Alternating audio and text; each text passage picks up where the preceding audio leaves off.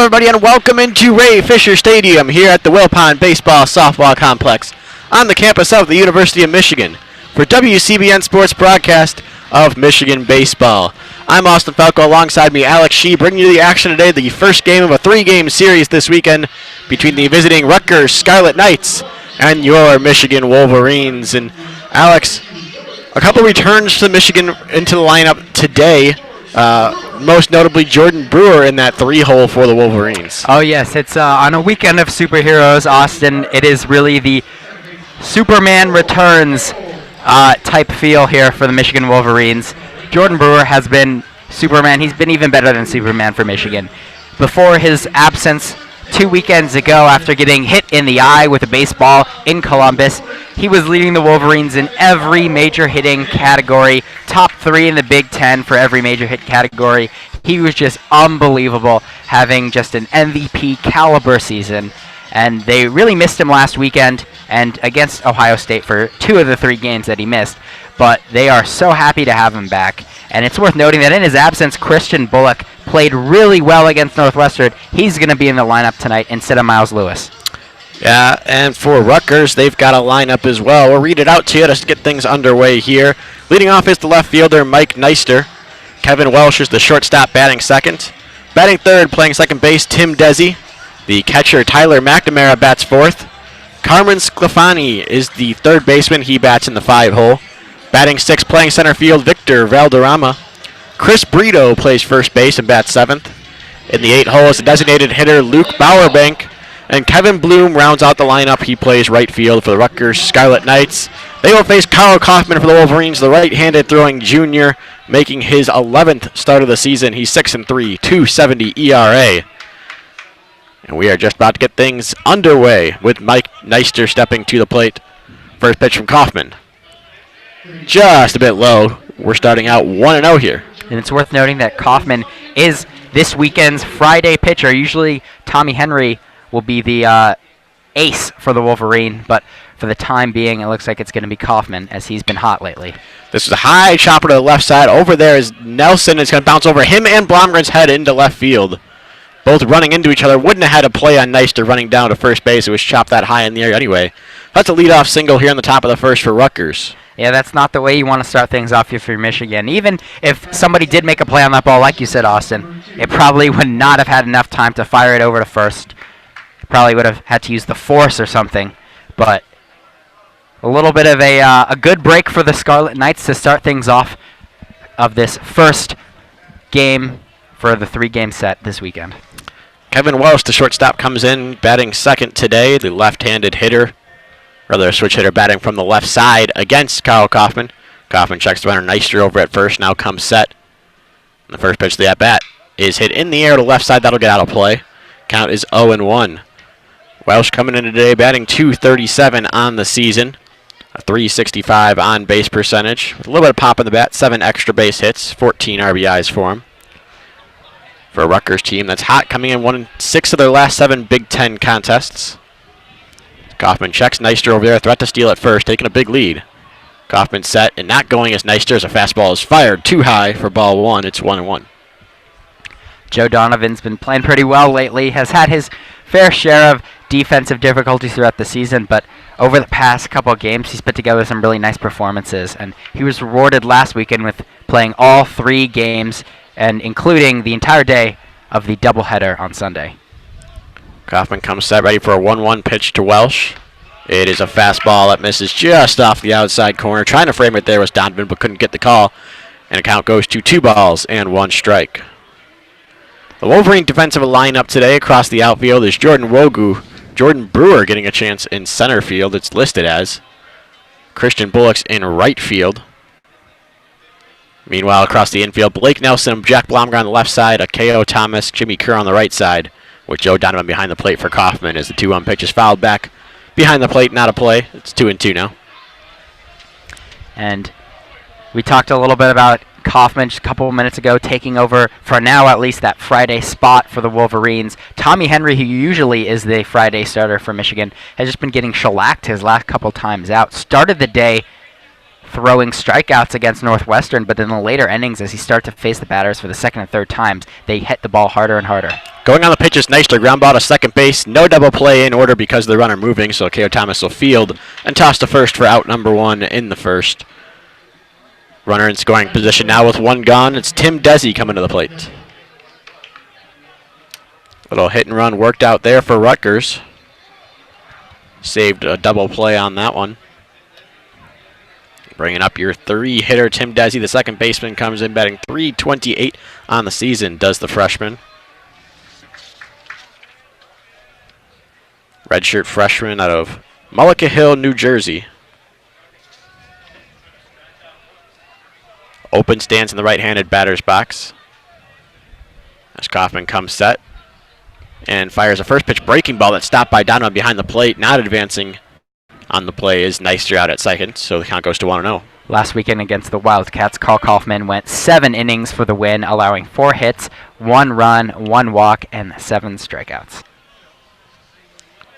And worth noting there, he started the first game of that series as well. Rain delayed first start of the series, but he did get it, so it's more of a trend over the past couple weeks, not an anomaly. Kaufman comes set, checks the runner at second, now 1-0 pitch, bounce towards the left side. Blomgren fields at short, throws to third, the tag is applied in time. We've seen Jack Blomgren do it a couple times, he does it again there. It'll be a fielder's choice, and out number 2. And Jack Blomgren really is the Mr. Do-It-All for this Wolverines defense.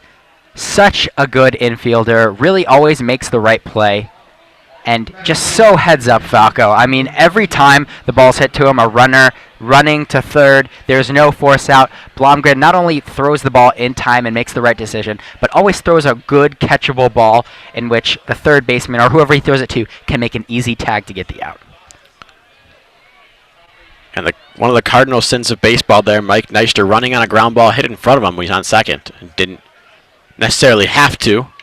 As Tyler McNamara steps in, the righty takes a first pitch breaking ball outside and low for ball 1. And it would have been nice to have a runner still in scoring position if you're Rutgers for McNamara and the guy after him, Carmen Sclafani, the 2 leading RBI men in this Rutgers lineup.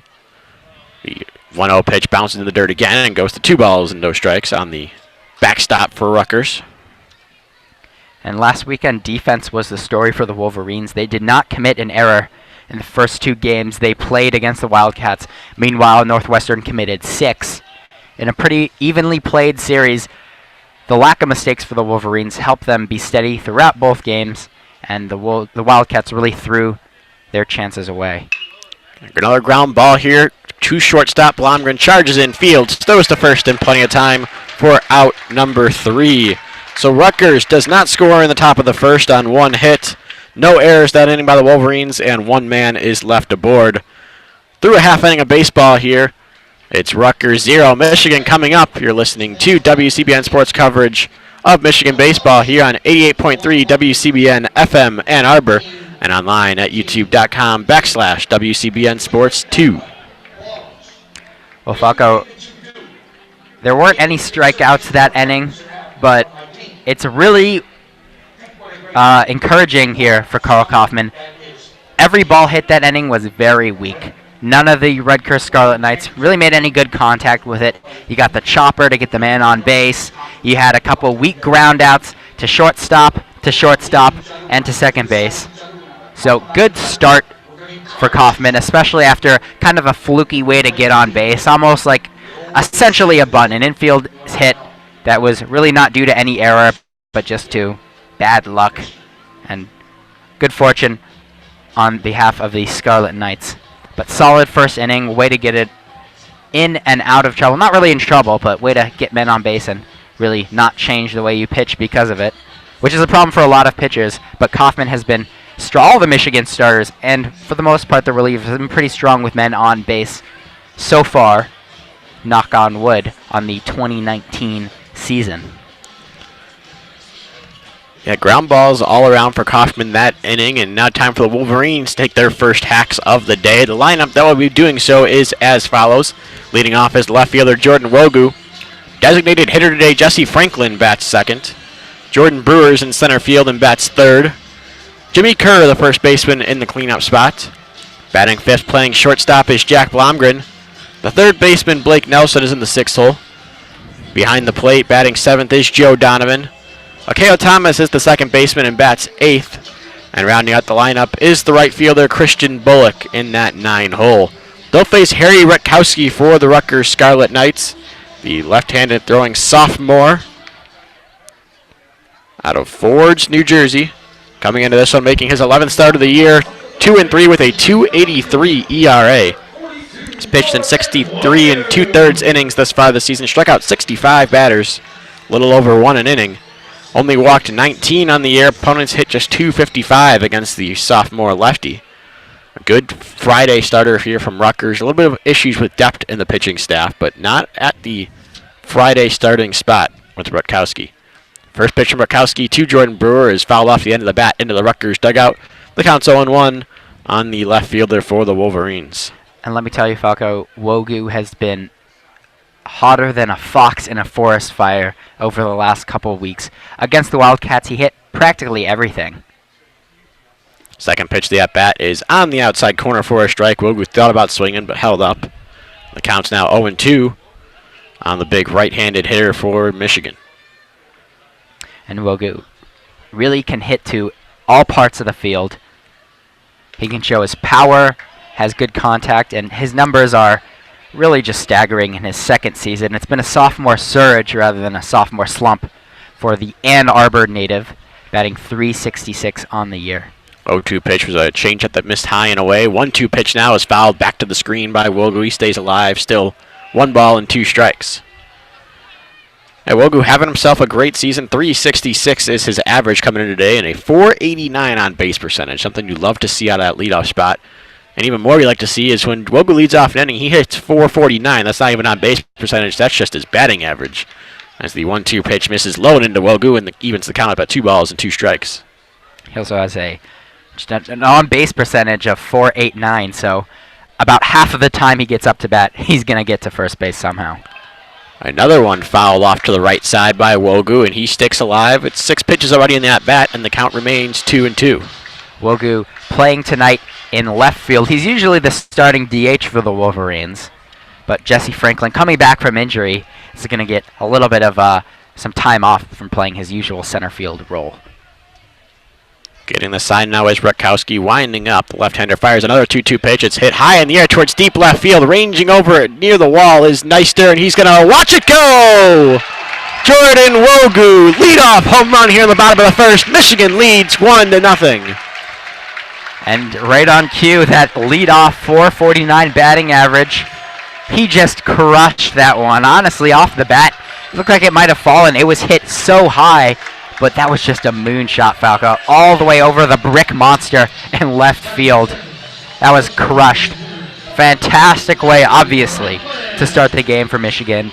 But just, that's Jordan Wogu doing what he does best, keeping on his torrent pace and just mashing.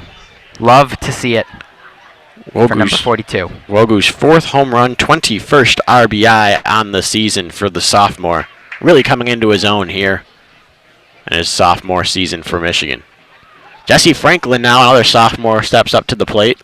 The left-hander fouls one off to the left side. That'll get up and out of play. Count is 1-0. It'll be interesting to see, or rather 0-1. Will be interesting to see how Jesse Franklin approaches these early at-bats coming back from a weekend off. Same with Jordan Brewer on the on-deck circle. If they're a little more aggressive, they're waiting to get back out there, or kind of settle in their normal patient selves. 0-1 pitch is a breaking ball, misses off the plate away. It's 1-1. And this weekend, or last weekend, I should say, Miles Lewis, who usually hits in the cleanup spot for the Wolverines, really struggled. Failed to collect a single hit during the entire Sunday doubleheader.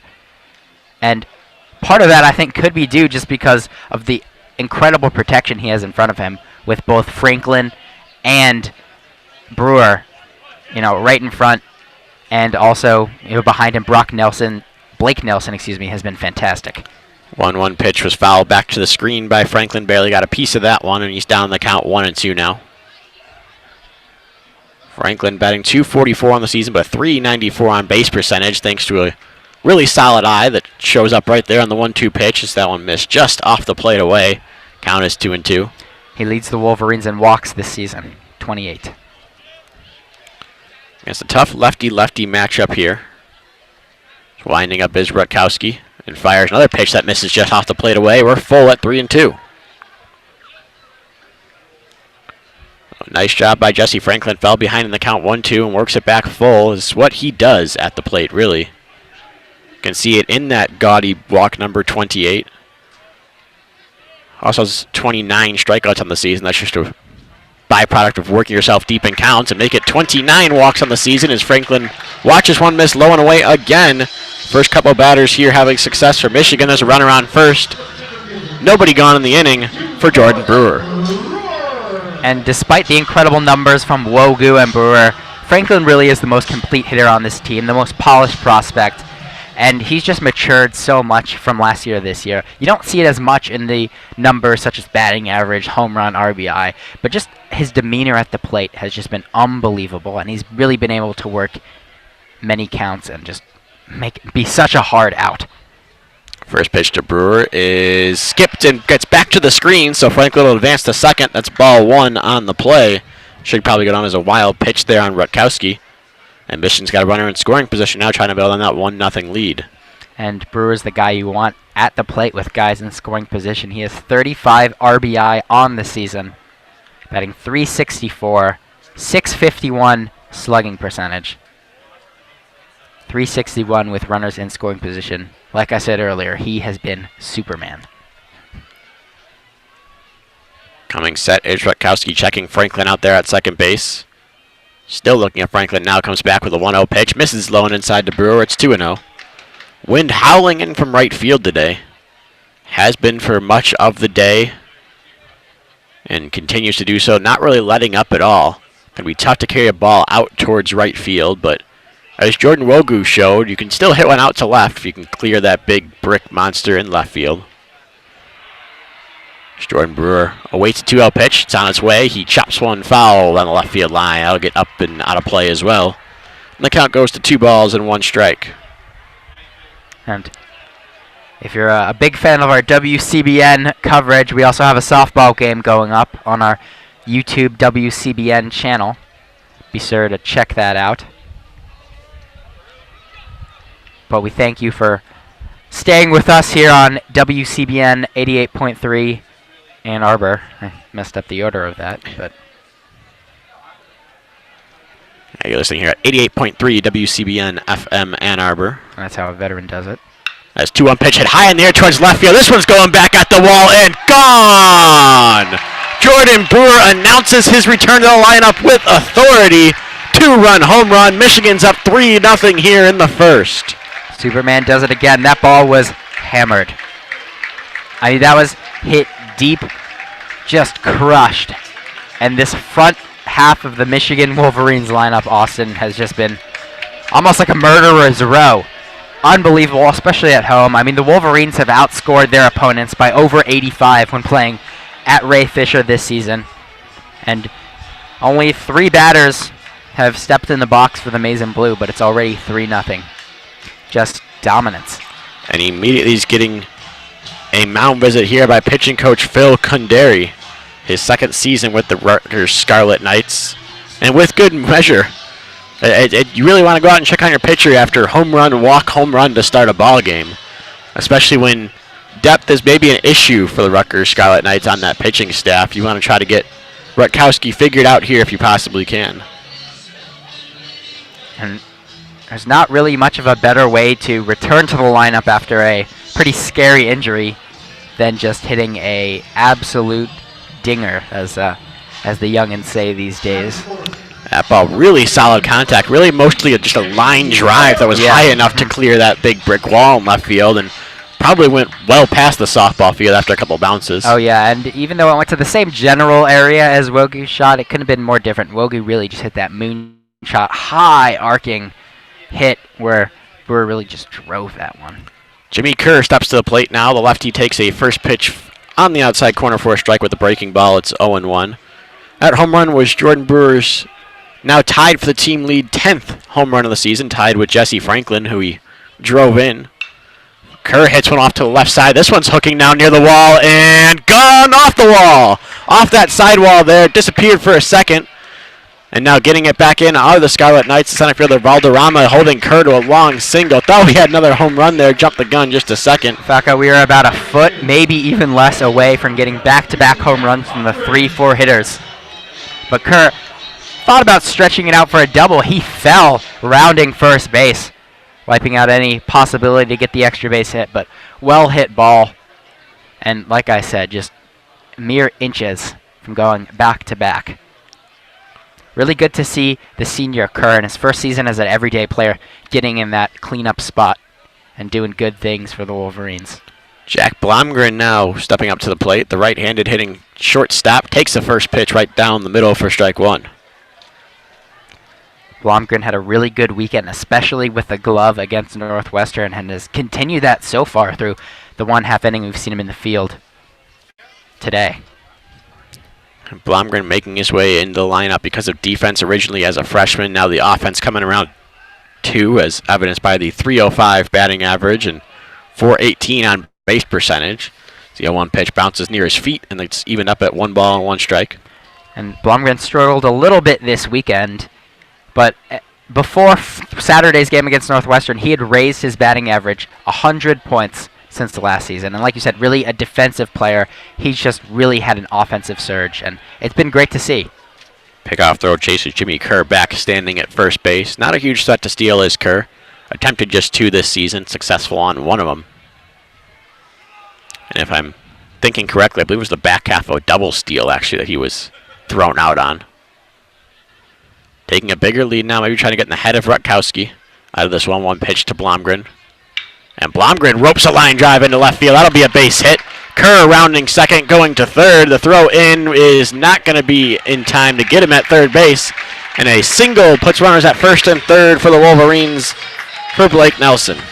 They are all over it right now. That ball was absolutely crushed again. And that was really good base running by Kerr. Had a nice, big, healthy lead. Rounded second base really quickly. And even though that ball was so hard hit, he was able to get to third to now have runners on the corners for the Wolverines. And it was hit a little bit to the gap in between the left fielder and the center fielder. But wow, good job by Kerr, who's not really known at all for his speed. As had Blake Nelson now with the chance, runners in scoring, or rather on the corners. There's a runner in scoring position. First pitch to the third baseman for Michigan is on the inside corner. Nelson doesn't agree. It looked like it was a little bit inside to me, but home plate umpire David Condon signaled strike number 1, and it's 0-1.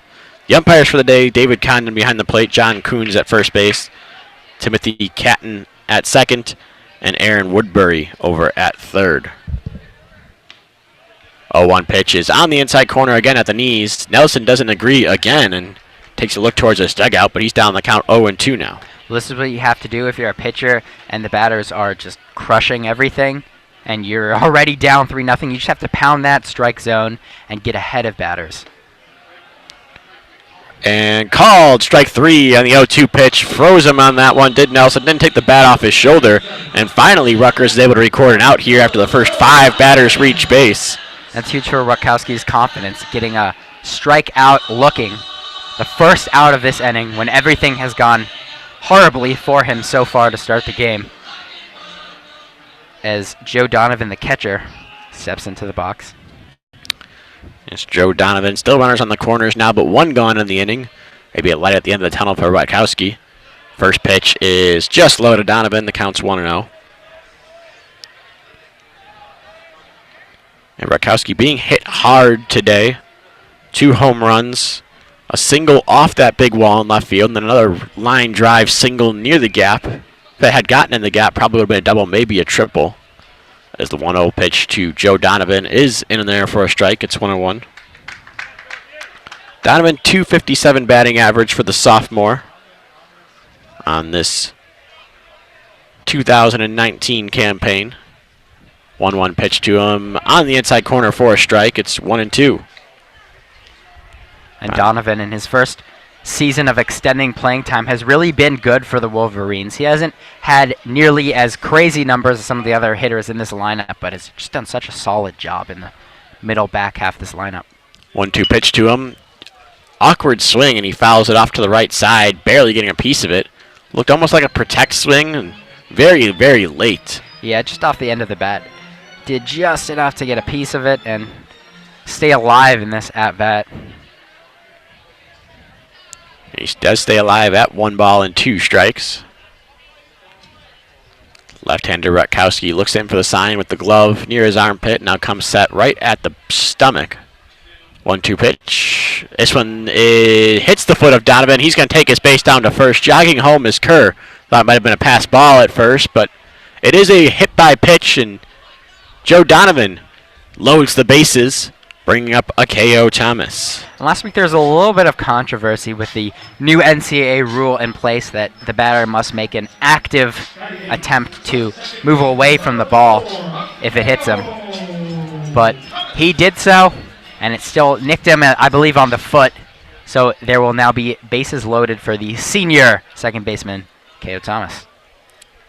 Akeo Thomas batting in that 8-hole. Joe Donovan needs a second down at first base. Couldn't tell if it got him. We looked pretty clearly to get him in the foot there, and he's having trouble. Looked at the right foot. So kind of on that back foot. Don't normally see that as often as you'd see getting hit on the front side of the body for a right-hander on that left side. Hey, he's a catcher, though, right? He's supposed to be he's able to used take to these it. kind of hits. Gets pounded back there all day long. He's a pretty good ball blocker at that. Corners playing slightly in now for Rutgers with the bases loaded. Middle infield at double play depth. And also shaded slightly off to the left side. With the shortstop Walsh playing fairly deep in the hole. First pitch to Thomas is on the inside corner with a fastball for a strike, 0-1. And that seems to be the spot to pound if you're Rutkowski here. David Condon's giving you the calls, and if you can locate that fastball in that inside corner. Michigan taking a lot of strikes right there. Kerr on first, Blomgren on second, Joe Donovan on first. The 0-1 pitch to Akeo Thomas at the plate is high. And the count goes to 1 ball and 1 strike on the diminutive second baseman for the Wolverines. Good job to lay off that pitch by Thomas. Looked like he was about to swing. He thought about it there. It's really hard to lay back from some of those high pitches, especially when the base is loaded and you just want to, whack at it. 1-1 pitch is diving stop at third base by Sclafani on the ground ball, and he fires over to first after tagging third for a double play. What a play by Sclafani at third to get Rutgers out of the inning. That was fantastic. Diving, catches it with his outstretched hand, steps on third, and even just doing that is, could save some runs for the Scarlet Knights. But he had a hell of an eye. Wow, winged that one down. And Akeo Thomas is one of the faster guys on this Michigan team. A couple years ago, he stole 23 bases. And he still threw him out. That's a web gem right there, Falco. Absolutely Way to be. Stellar play by Sclafani over there at third base. Saved at least 1, if not 2 or 3 runs. That ball was ticketed for that left field corner. Would have been at least 2, maybe 3, depending on how Donovan's foot was feeling, perhaps. Great play there, but not before Michigan does do some damage there in that first inning. They sent 8 batters to the plate, recorded 4 hits, 3 runs, no errors by the Rutgers Scarlet Knights there. Michigan leaves 2 runners on base officially. After 1 inning of play here at Ray Fisher Stadium, the score, Michigan 3, Rutgers 0. You're listening to WCBN Sports coverage of Michigan baseball here on 88.3 WCBN FM Ann Arbor. Falco, it's so fun watching Jordan Brewer right now. First game back in a couple of weeks. It's fun to see him hit home runs like he just did. 106 mile per hour off the bat. Estimated distance of 407 feet.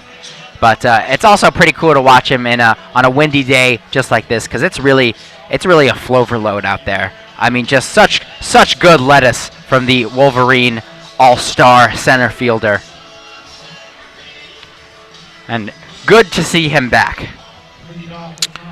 Leading things off here in the second for Rutgers is the third baseman who got him out of the inning, Carmen Sclafani. After that play, his pitcher should take him out to dinner. Sclafani, the right-handed hitting senior out of Toms River, New Jersey, takes a first pitch down and in for a ball. It's 1-0. Kaufman was able to get out of that first inning, allowing just 1 over the minimum. He now stares in for a sign from Donovan, gets it, winds up, and the 1-0 pitch is inside as well. The count goes to 2-0. A lot of the Michigan pitchers last weekend, although they did well at the end of the day, they really struggled to get in front of the count. They often fell down 2-0 to the Wildcat hitters. 2-0 pitch here, swung on and foul off at the plate. Look, they went off the foot of Sclafani there. He's got to walk around home plate a little bit and shake it off. And when the Wolverine starters really pitch well, you can see it because they get batters in a hole early, 0-1, 0-2, and that's when they can really go to work and get a lot of strikeouts. And especially guys like Criswell, Henry, and Kaufman, when they're on, they produce a lot of swinging strikes. 2-1 pitch is fouled back to the screen, and he evens the count up at 2 balls and 2 strikes. On the third baseman for Rutgers, coming into this one batting .224 on the season. 5 home runs, though. He's got some power, and he swings and misses that breaking ball in the dirt. Skips away from Joe Donovan. He fields, throws down to first to record the out. First strikeout of the day for Carl Kaufman. First out of the inning here in the top of the second. Good little recovery there by Donovan. That throw is harder than it looks when the swinging batter, who, even though he struck out, still running to first. Oftentimes there could be collision with the first baseman. Sometimes it's at a hard angle, but good job by Donovan. Nice and relaxed. Take a step out, find the right angle, and fire it over to Kerr to get the out and secure that strikeout. First pitch of the at-bat here to Victor Valderrama is on the outside corner for a strike 0-1. Valderrama, the center fielder for Rutgers today, comes in sporting a .242 batting average and a .325 on base percentage. The 0-1 pitch to him is lined, or rather bounced towards second. Kale Thomas fields near that second base bag and throws to first in time for out number 2. And Thomas looked like he was almost playing double play depth right there. Kind of playing closer to second base than the traditional in between first and second position for a second baseman. That's where you know that the Michigan analytics department has done a good job scouting their opponents. Ball was hit right to him. Yeah, Thomas didn't have to move laterally at all. Was standing right where that ball was hit. He moved slightly over near that hole at first base now as the first pitch to Chris Brito is a strike. Counts 0-1 on the first baseman for Rutgers. Brito, .237 average, .366 on base percentage, though. Walks plenty, but also has a lot of strikeout in this game as well, and he's down the count here 0-2 after taking the first couple pitches for strikes. This is what I talked about, Falco. It's an 0-2 count. You know Kaufman's going to be looking for the strikeout here, and the way he's been pitching, throwing heat lately, I wouldn't be surprised. 0-2 pitch, breaking ball, spiked in the dirt, stopped by Donovan, but not chasing was Brito, so the count goes to 1 ball and 2 strikes. 39 on the year. After spiking one in the dirt, we'll see if Kaufman maybe goes back upstairs on this one. 1-2 pitch. Call! Strike 3 at the fastball in the inside corner. Absolutely froze Brito, who was probably looking for another breaking ball. Second strikeout of the inning for Kaufman, second of the day. And Rutgers goes down 1-2-3 here in the second. No runs, no hits, no errors, no one left. Through an inning and a half of play, the score remains Michigan 3, Rutgers 0. On the official student radio broadcast for Michigan baseball here on WCBN Sports. You're listening on 88.3 WCBN FM Ann Arbor. And that is what you like to see. Straight heat from the Michigan righty. Got 2 strikeouts in this inning. 1 swinging, 1 looking. And he now has 2 on the day. Last time up for the Wolverines, they absolutely dominated Harry Rakowski, who gave up 3 ones. 2 of them, and in fact all of them, came on big home run swings from the Wolverines. Jordan Wogu, the hometown leadoff hitter for the Maize and Blue, hit a moonshot, and Jordan Brewer absolutely crushed his home run to drive in Jesse Franklin, who had made it to second base.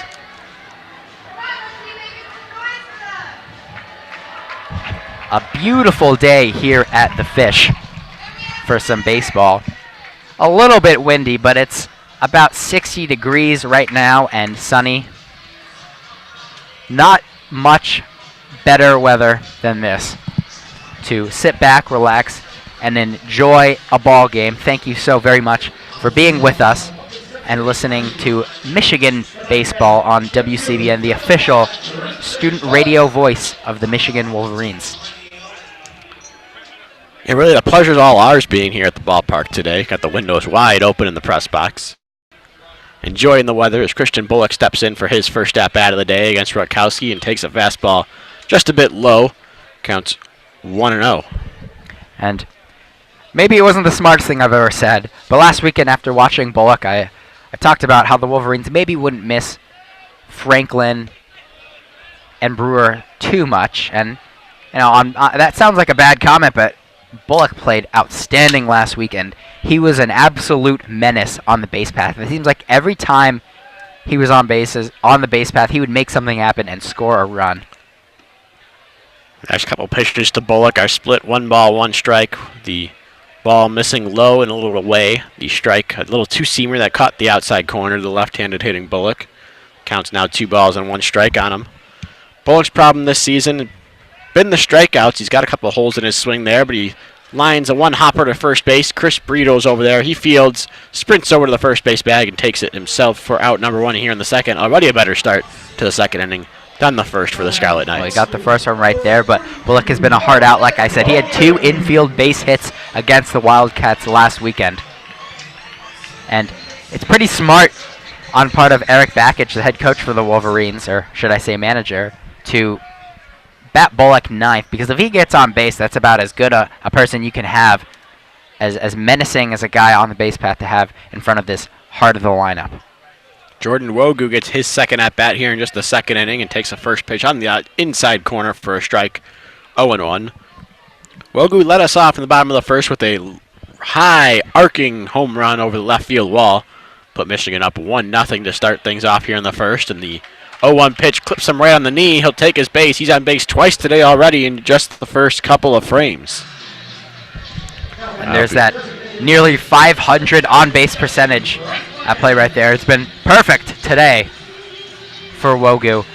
But he is a guy like Franklin whose game has improved so much because of the plate discipline. He almost has as many walks as Franklin. He now has 26 on the season. 27 after that hit by pitch. And he's just really become more of a complete threat. So Jesse Franklin gets another chance at this one. First pitch to him in this at-bat is right down the pipe for strike 1. Franklin walked on 6 pitches back in the first and came around to score on the Jordan Brewer 2-run bomb. First 3 hitters in this Wolverine lineup all reached base and scored in some capacity. Jordan Brewer dancing over at first base as the 0-1 pitch to Franklin misses high. Counts 1-1. And McNamara, the catcher for Rutgers, setting up on the outside corner for each of the first 2 pitches. They both tailed back over the plate, one right down the middle, one high. Rutkowski missing a little bit arm side in this at-bat as he tosses over to first base. Wogu gets back in sliding safely and easily. And Wogu tied for second on the Wolverines in terms of stolen bases. He has 9 on the season. A little tougher to run on a lefty here. There's another pickoff throw, chases him back sliding. And once again, in there safely was Wogu. Yeah, Wogu 9 stolen bases on 11 attempts this season. Taking not a terribly aggressive lead. We've seen bigger, but now dancing a little bit. As this one is a looping liner towards the left center field gap. Sliding over in the gap is Valderrama, the center fielder, to make the grab for out number 2. That was a fantastic play right there to rob Franklin of the bloop base hit out in left center field.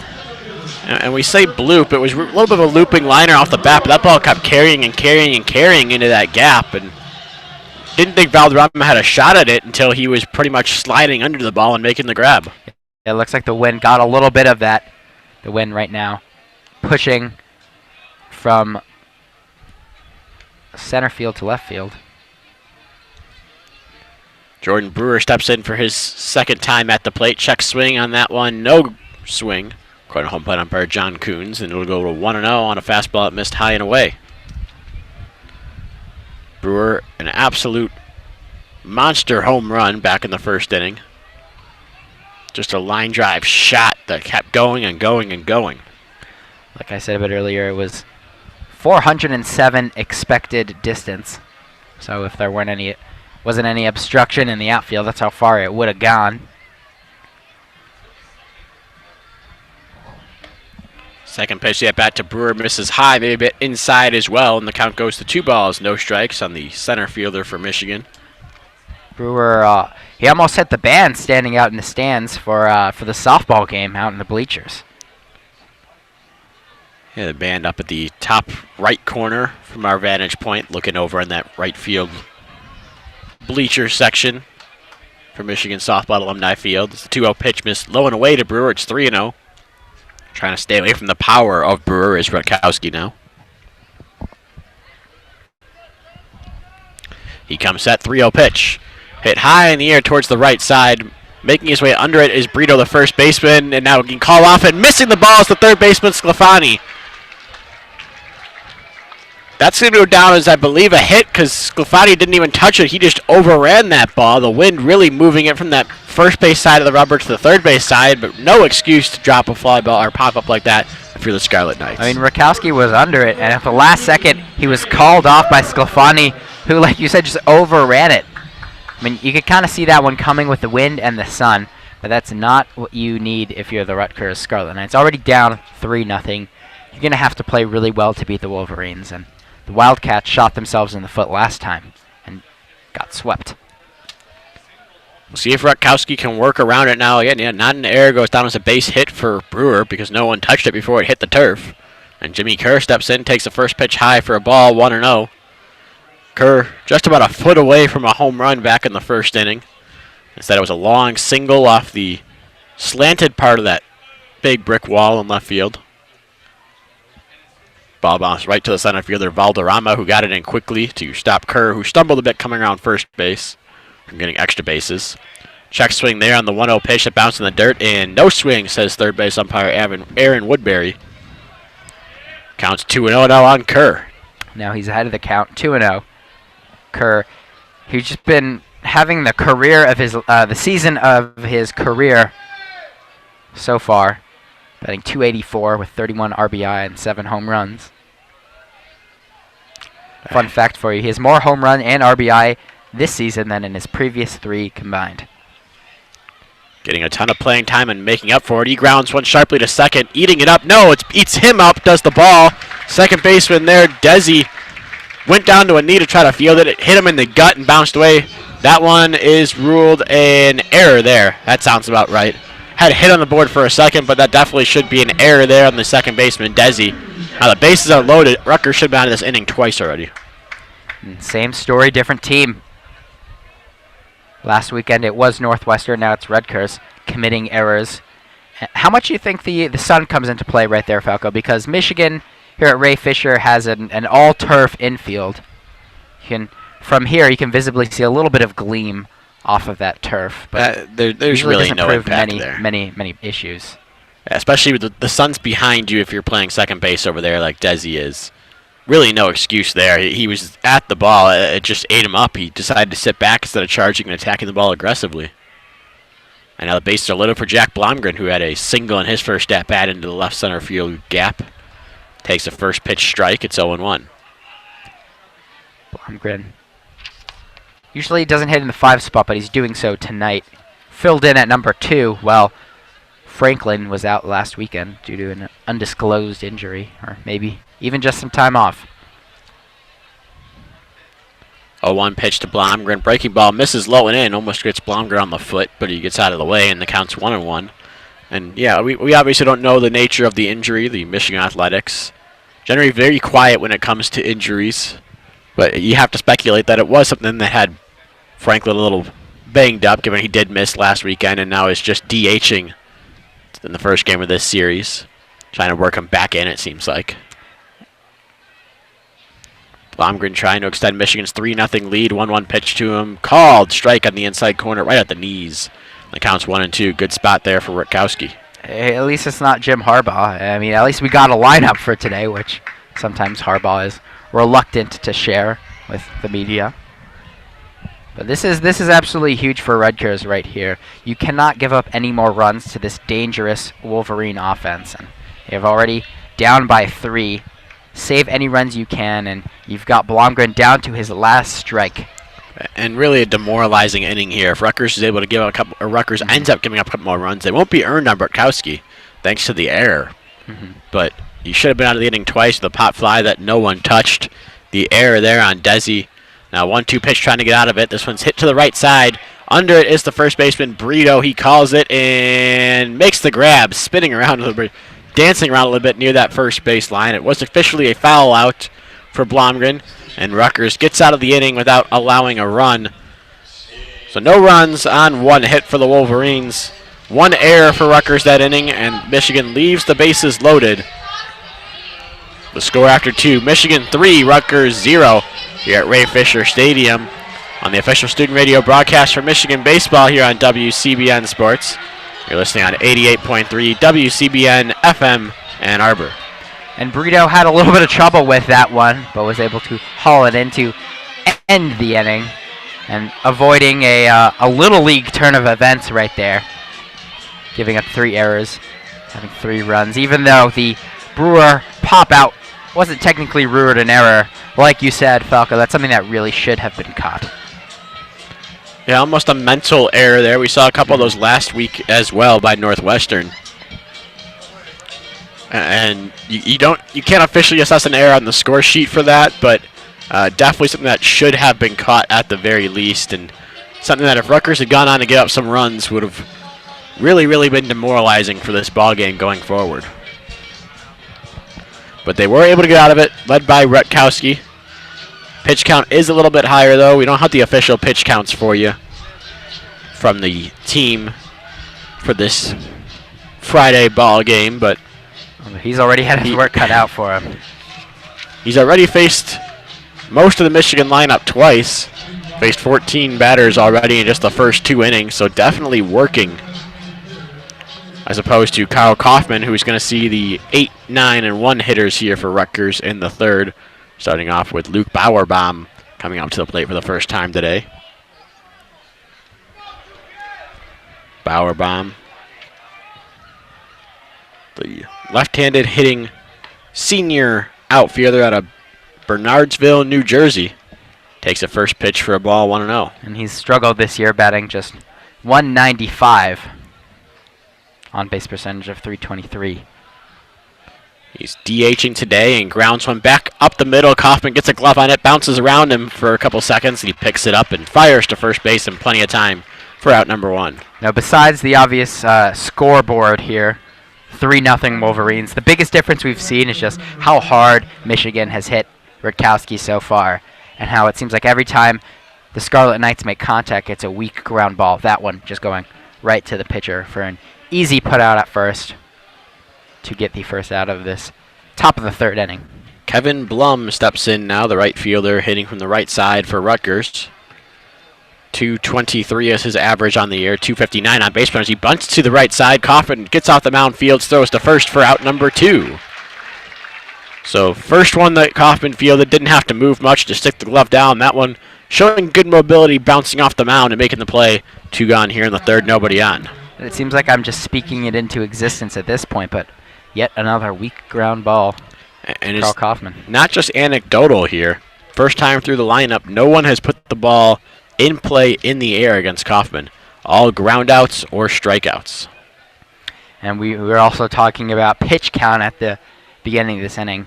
Quick work so far from the Michigan righty.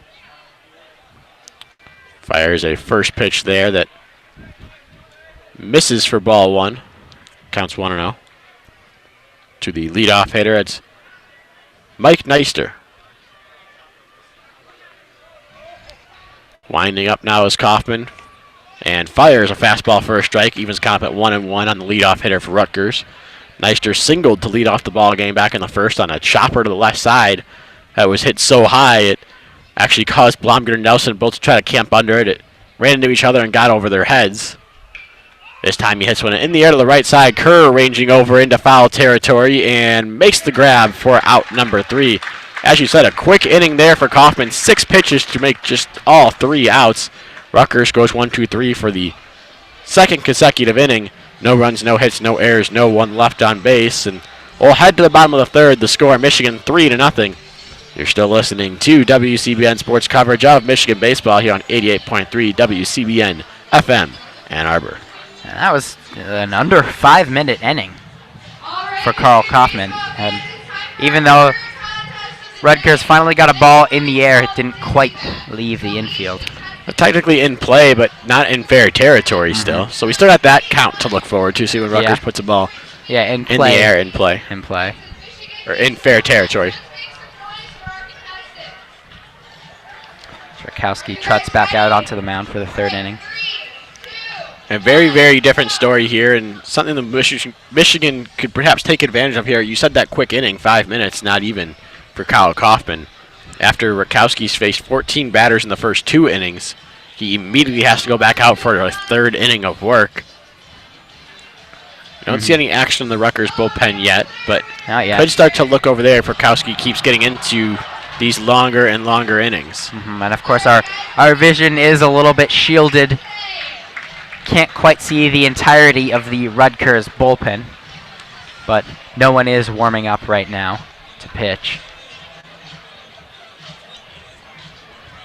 It'll be Joe Donovan, Akeo Thomas, Christian Bowler, rather Blake Nelson, Joe Donovan, and Akeo Thomas scheduled to hit here in the third. Blake Nelson comes up to the plate here for his second time today. Struck out looking on 3 pitches back in the first inning.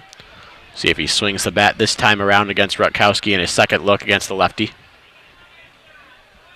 Rutkowski winds up and fires, swinging and down the third baseline, fair is that ground ball. It's going to get into the corner. Rounding first, going to second is Nelson. He's going to get in there standing with the leadoff double here in the third. And Nelson has just been such a steady presence in the middle of this lineup. He's done it all for the Wolverines and continues a bit of a hot streak he's been on as of late. Nice hard hit ground ball that got past the third baseman. And some excitement from the Michigan fans.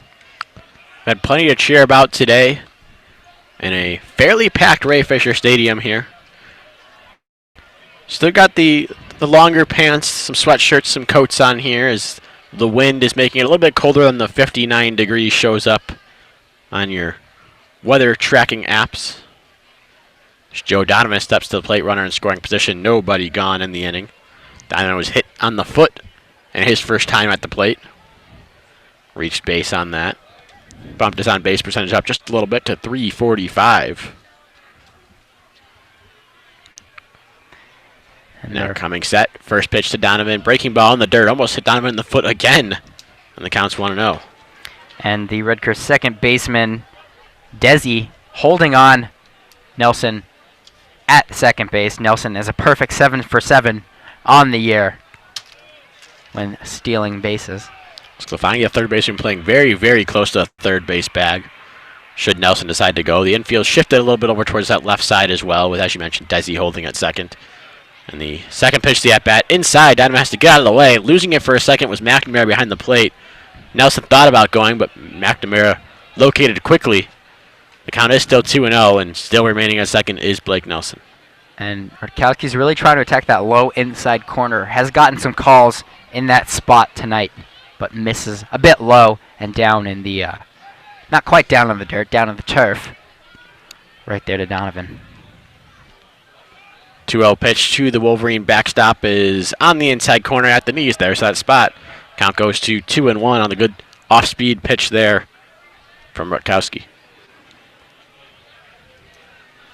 And Desi pounding his mitt, trying to get in the head of Nelson a little bit. Trying to make him have a little bit of a smaller lead out there from second base. This 2-1 pitch is bouncing away from McNamara behind the plate on a low bouncer. It bounced into the Wolverine dugout. So awarded third base was Blake Nelson. He was going to get there anyway.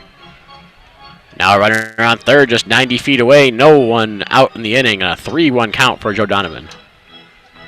And even this point, if you're not exactly thinking about the score, just in terms of Rutkowski getting through this game and giving his team quality innings, this is another longer at-bat. And if the Wolverines can keep extending at-bats, even if they're not quite extending their lead, and forcing Rutgers to go to their bullpen, that's going to spell trouble in the later innings of this game.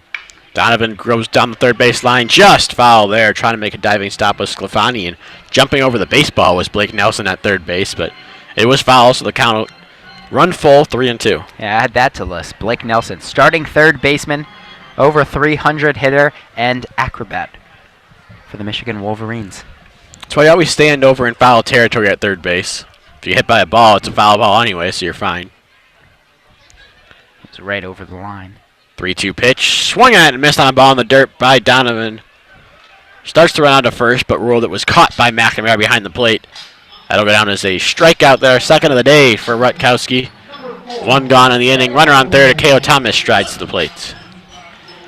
And Thomas, like he did in his first at-bat today, has really struggled with the bases, with men on base in scoring position this year, but has had the knack of being a little bit of a rally starter for the Wolverines when they've needed it. Of course, Thomas, a senior, has loads of experience. Takes the first pitch low and in there. Stopped behind the plate by McNamara to keep Nelson over there at third base. And the infield is playing in for Thomas. Try to cut down the run at home, and Nelson don't want Michigan to extend the lead at all. Playing very tight to the line of Sclafani, though. He robbed Thomas of extra bases by diving near the line and making a great play to start a double play and get Rutgers out of the first inning. As Thomas takes a 1-0 pitch for a strike, it's 1-1. A great play with both the arm and the instinct. Used all of his frame at third base, did Sclafani on that one. 1-1 pitch to Akeo Thomas is fouled into the Michigan dugout. The count's now 1-2. And college baseball, you often see a lot of bunts, a lot of running, but with the infield playing in like this, not really seeing one from Thomas, and now, of course, with 2 strikes, we are pretty much guaranteed not to see a bunt. That foul ball from Akeo Thomas actually hit McNamara before bouncing into the Michigan dugout, so home plate umpire David Condon walks out to the mound to give Rutkowski a new baseball, and the training staff for Rutgers comes out to check on the catcher McNamara for a second there. Athletic trainer for the Scarlet Knights is Ryan Pill. And he appears to be all right, which is by far the most important thing, so happy to see him crouch back down and get back into this game. So 1-2 count now on Akeo Thomas. Rutkowski comes set, fires high with the fastball there. Count goes to 2-2. If you're Thomas, just keep battling. Get this one on play. Get this one in play, excuse me. You have a runner on third, you can make something happen. He's a speedy guy, and he's been struggling, like I've said. You just got to make things happen. Keep grinding. 2-2 pitch. This one misses low and in, and now they've run full again. 3-2, second straight batter. That's run the count full against Rutkowski. Good job laying off that pitch by Akeo Thomas. And again, when you're struggling, just stay in at bats. If you're not getting a hit, be a tough out. Advance runners. Now do your job. 3-2 pitch. Half swing. It's hit towards right field, looping, and in there for a base hit. Akeo Thomas will reach first. Coming in to score is Nelson. RBI single on a half a swing there for Akeo Thomas. And got the hometown bounce right there. Not exactly what Thomas tried to do, but it worked nevertheless with the infield playing in close to the base path. Good to see Thomas excited. Gave a little shrug towards his dugout once he got to first base. But another run for the Wolverines. They're now up by 4, and Thomas has an RBI.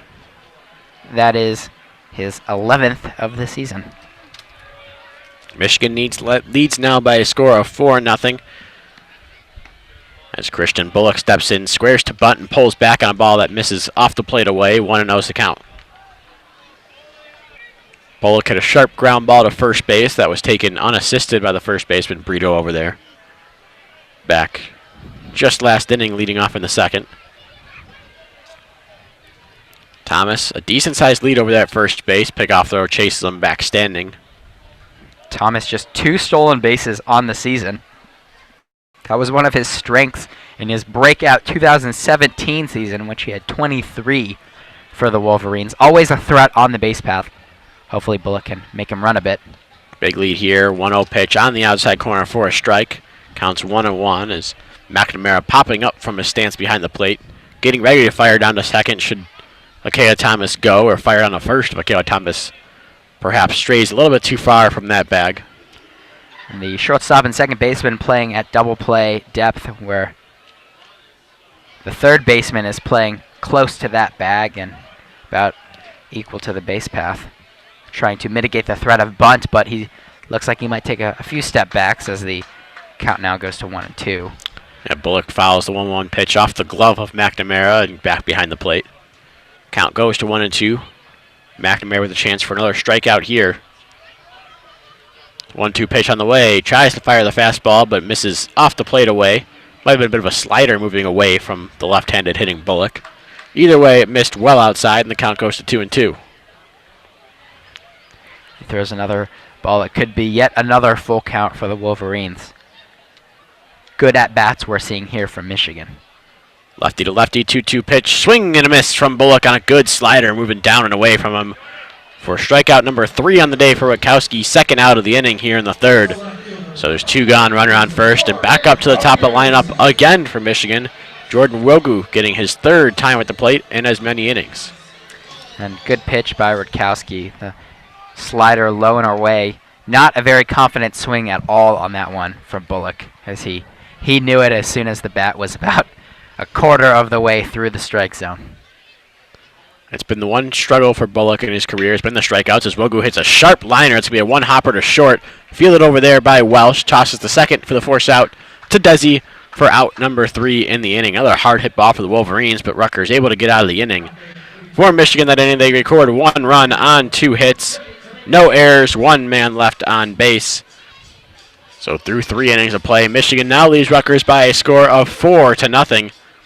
Here on the official student radio broadcast from Michigan Baseball, you're listening to WCBN Sports on 88.3 WCBN FM Ann Arbor.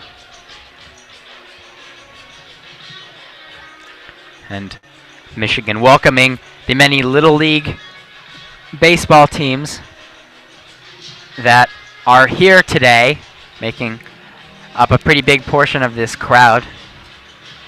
Michigan does a good job with engaging their younger fans here at Ray Fisher Stadium. A great family feel here at the ballpark in Ann Arbor.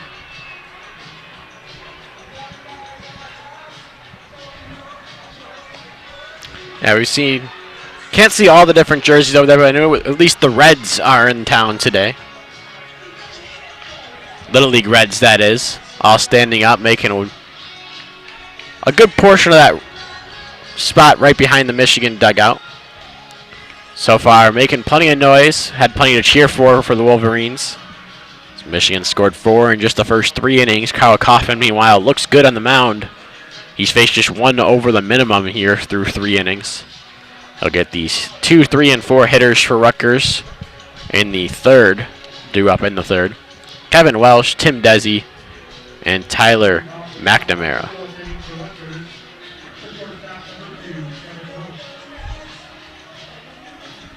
Kevin Welsh, the shortstop, steps up here, the left-handed hitter. Spits on his gloves, rubs his hands together, and is prepared to lead things off in the 4th, trying to get something started for Rutgers. No one advanced past second base so far in the first 3 innings for Rutgers, as Michigan's plated 4. First pitch to Welsh is hit in the air, slicing towards the left field gap, as Brewer will make the play in center field for out number 1. Good adjustment by Brewer. He took a couple steps to his left, but that ball was really hooking and carried a little bit by the wind. Brewer made a nice recovery to take steps back and make the easy catch in center field for out number 1. That ball started off almost straightaway center, maybe a little bit towards the right side of that second base bag, and really sliced on that one, partly because of the swing of the left-hander Welsh and partly because of that wind that's blowing so hard from right field in. As Tim Desi steps in, righty to righty, first pitch to him. Just low for ball 1. Desi reached on a fielder's choice back in the first inning, in which he hit a chopper to short. Jack Blomgren fielded and tossed to third to retire the leadoff hitter, Mike Neister. So far, that's the only hit of the game.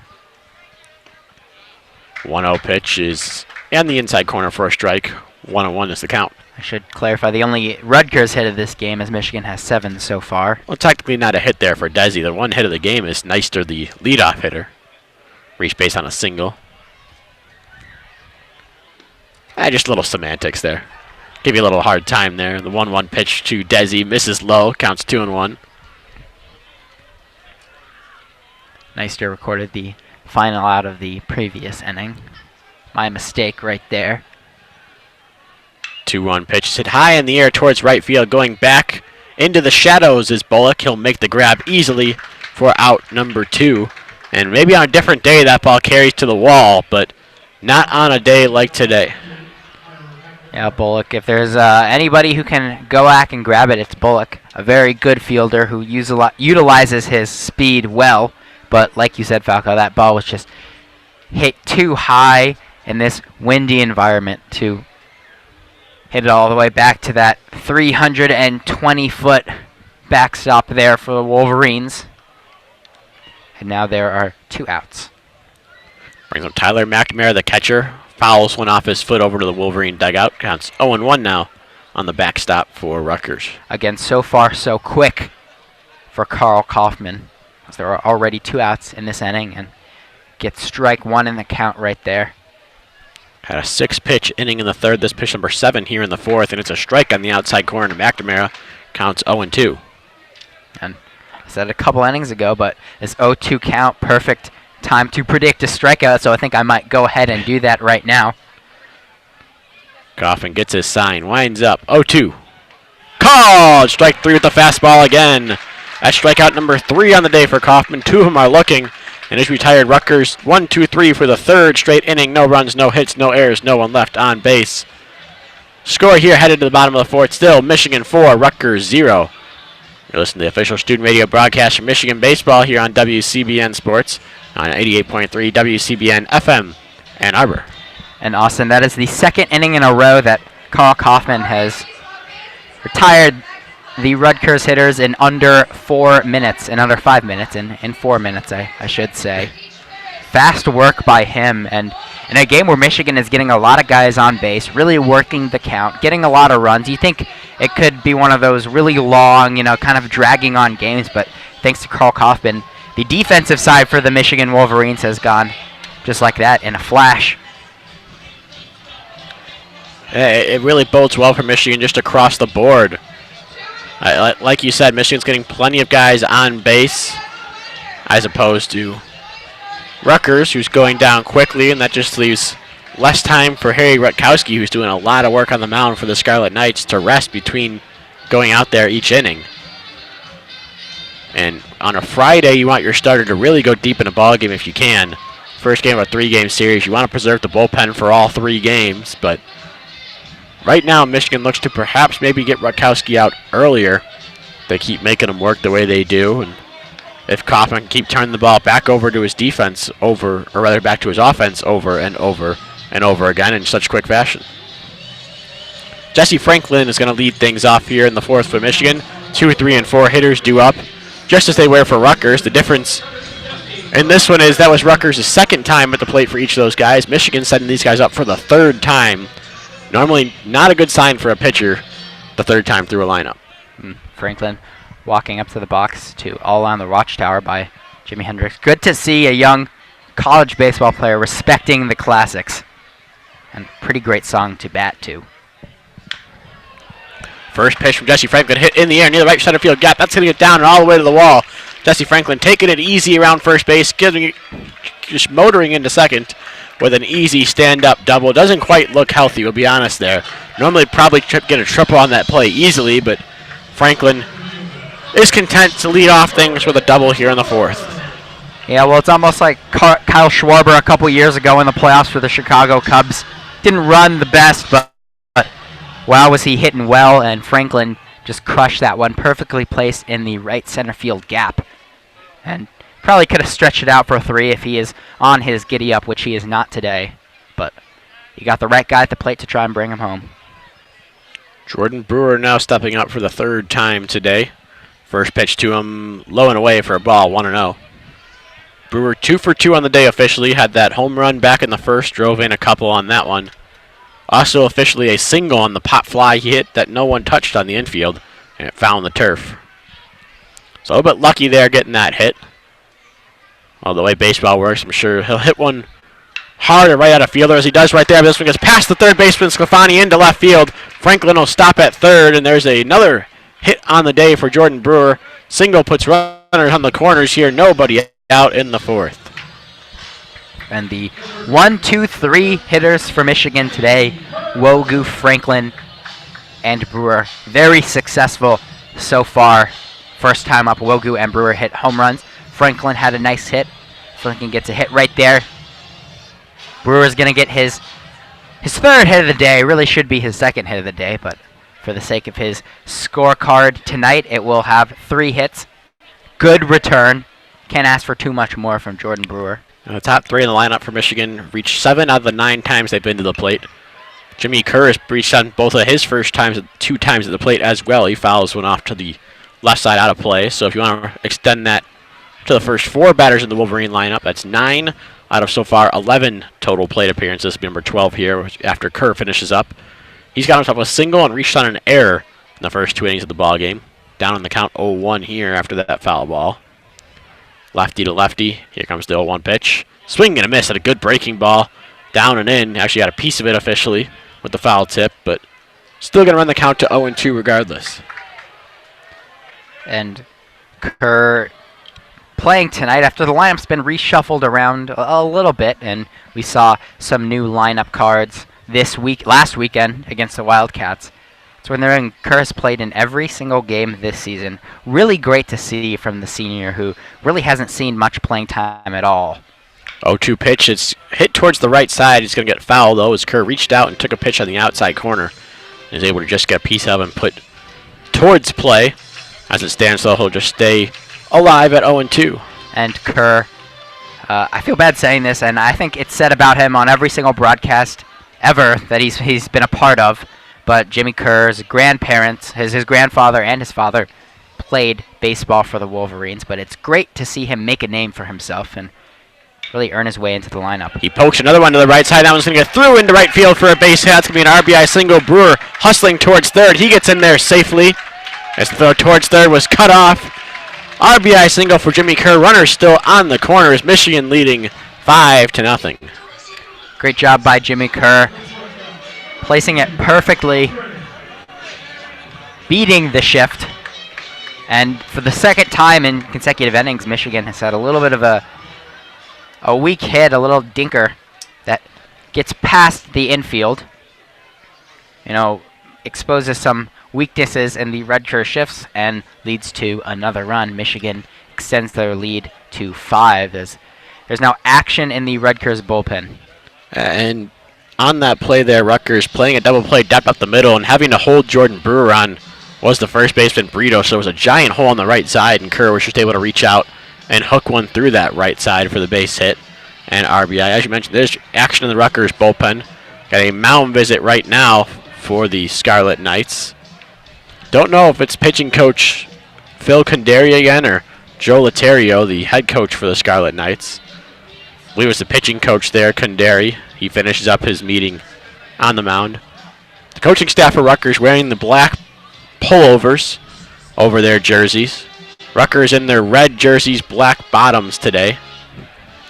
White Rutgers across the chest with the white numbers, on the back white as well with black trimming.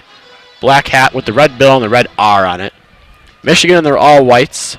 Michigan across the front in blue, along with the blue numbers on both the front and the back. Yellow piping on those numbers, blue and white, or brother, maize and blue trimming on the sleeve of the jerseys as well, and the stripes running down the white pants. Of course, the classic blue cap, maize M on them. Gotta love that block M. Jack Blomgren stepping up to the plate for the 3rd time today, takes the first pitch and fouls it right off of McNamara. Again behind the plate, he's taking a beating back there right now. And the count's 0-1. Black pants. the best friend of baseball moms everywhere. My mom always used to make me buy black pants because she didn't want to spend too much money on stain remover. Sure, she'd be happy seeing the Rutgers Scarlet Knights in black tonight. Makes it a little bit easier, though. When you're playing on turf like you are here at Ray Fisher Stadium, Not as much that doesn't as matter it too much. Jack Blomgren hits a hard hit, one hopper to second, throws second for one. Relay throw to first in time, double play. No RBI on the play, but Brewer does come across to score, so Michigan leads by a score of 6-0 now. But now there are 2 outs in the inning, nobody on base, and Blake Nelson coming to the plate. Good job there. Was a double play, but I'm sure Michigan will be happy taking that run, extending their lead now to 6. As Blake Nelson steps up to the plate. Nelson is 1 for 2 today as he takes the first pitch low for ball 1. Struck out looking on 3 pitches back in the first, and promptly in his second at bat took the first pitch he saw and hit a ground ball right down the left field line for a double. The 1-0 pitch to him here is on the inside corner at the knees for strike 1. Counts even up at 1-1. That was the same spot that he took 3 pitches and struck out on in the first. Not the biggest sample size here, Falco, but with 2 outs this season, Blake Nelson has been raking, hitting around .452. He hits a sharp ground ball to short. Bobbling over there as well. She tries to throw to first base in time, but does not. That'll be another error on the Scarlet Knights. Second one officially today. And Michigan stays alive here in the 4th. Runner on first. 2 gone. Joe Donovan striding up. You don't really need to rake if the fielders are going to do that.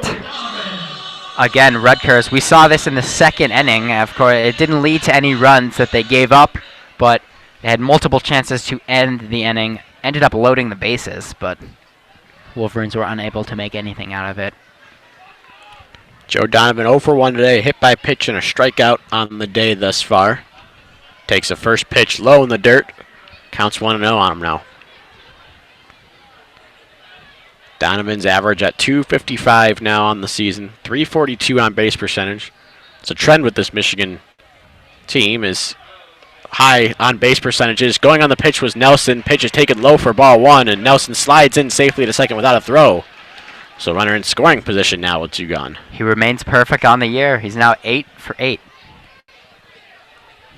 Good base running by the Michigan 3rd baseman.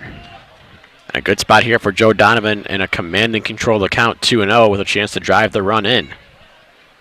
Waves that bat at the front of the plate.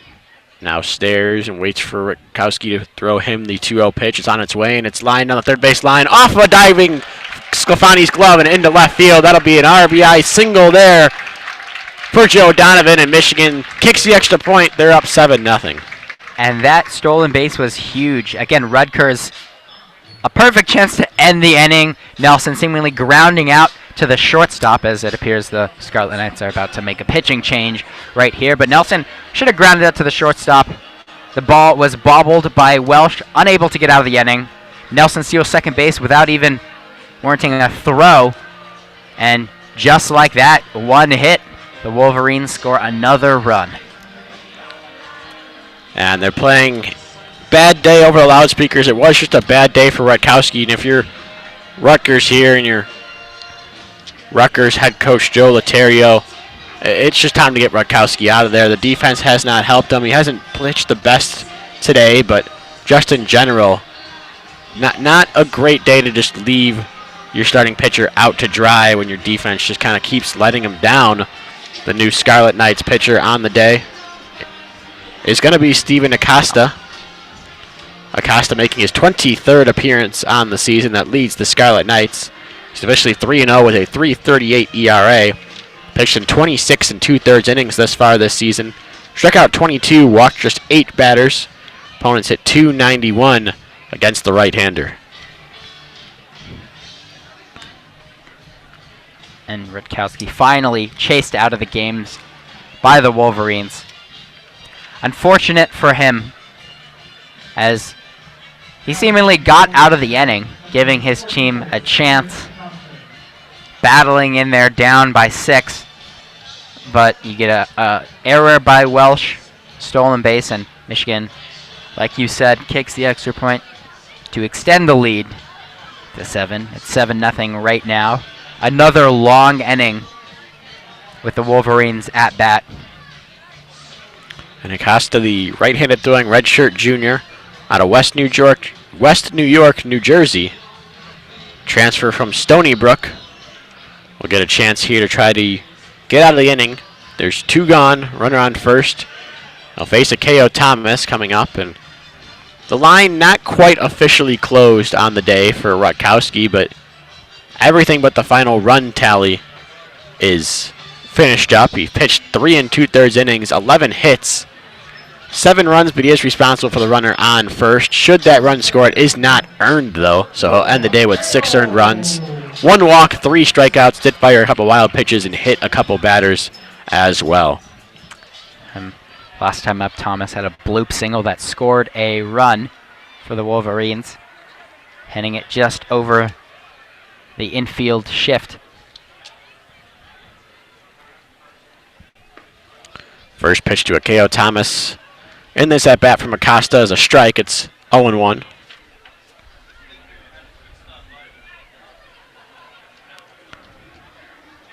As you mentioned, K.O. Thomas 1 for 2 with that single. Also had a hard hit ground ball that was robbed of a single. Robbed of an extra bases by the third baseman down there in Sclafani. The 0-1 pitch missed high for a ball, 1-1. So a little game of baseball there. It's going to rob you of a hard hit ball, and you hit a little blooper and end up getting the base hit for it. It's the 1-1 pitch on the outside corner for a strike, 1-2.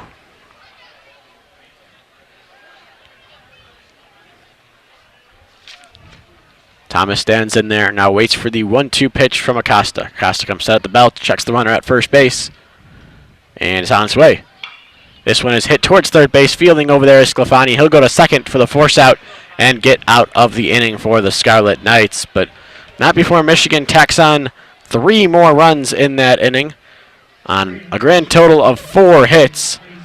1 error was made that inning by the Rutgers Scarlet Knights, and Michigan left 1 man on base. So headed to the 5th inning of play now. The score, Michigan 7, Rutgers 0. You're listening to the official student radio broadcast of Michigan baseball here on WCBN Sports and on 88.3 WCBN FM Ann Arbor. Falco, the NFL draft is going on behind us right now, live from Nashville. Big night last night. How do you think your Bears did? I know the Bears didn't have a pick at all in the first round, but I could care less about the NFL draft. This weekend for me is about one thing and one thing only. That's Avengers Endgame. I still cannot get it out of my mind after seeing it last night. No spoilers coming here on the broadcast. No worries. You don't have to flip it off or anything. But I will say I definitely recommend seeing it, specifically if you've seen all the Marvel movies to this point. The best way I can describe the movie without spoilers or anything is every second of every Marvel movie that you've watched is paid off in some capacity in this movie. It almost makes it seem like it's worth it, in my opinion. Where'd you see it last night? Went down to Ann Arbor 20 Rave Cinemas down on Carpenters here in Ann Arbor. Well, I tell you, it's certainly good having the State Theater back in commission. It was closed my freshman year. Yeah. So good to see movies down there. But I am a New York Giants fan, and I don't think giving them all 6 Infinity Stones would make this a good season. Interesting stuff. Questionable move at best. Pick Daniel Jones at number 6. Hopefully it pays off for them. But after all, this is a baseball broadcast, so we're going to bring you some more baseball as this 5th inning begins with Carl Kaufman still on the mound for Michigan. So far, he's gone all 4 innings, surrendering just 1 hit in the first inning, the first at-bat of the game, 3 strikeouts. Carmen Sclafani, the third baseman, steps in, takes the first pitch off the plate inside for a ball, 1-0. And so far, Sclafani, the MVP of the game for the Rutgers Scarlet Knights, with a fantastic inning-ending double play back in the first. Great inning-ending double play, and has not made an error yet today. Did let one bounce over his head, though, so maybe not a perfect day for Sclafani, as the 1-0 pitch bounces in the dirt and gets away a little bit from Donovan. The count goes to 2-0 on the right-handed hitting Sclafani. He did miss that pop fly in the infield, too. 2-0 pitch hits Sclafani right in the knee. He'll take his base here. Rutgers has a runner on for the first time since the first inning.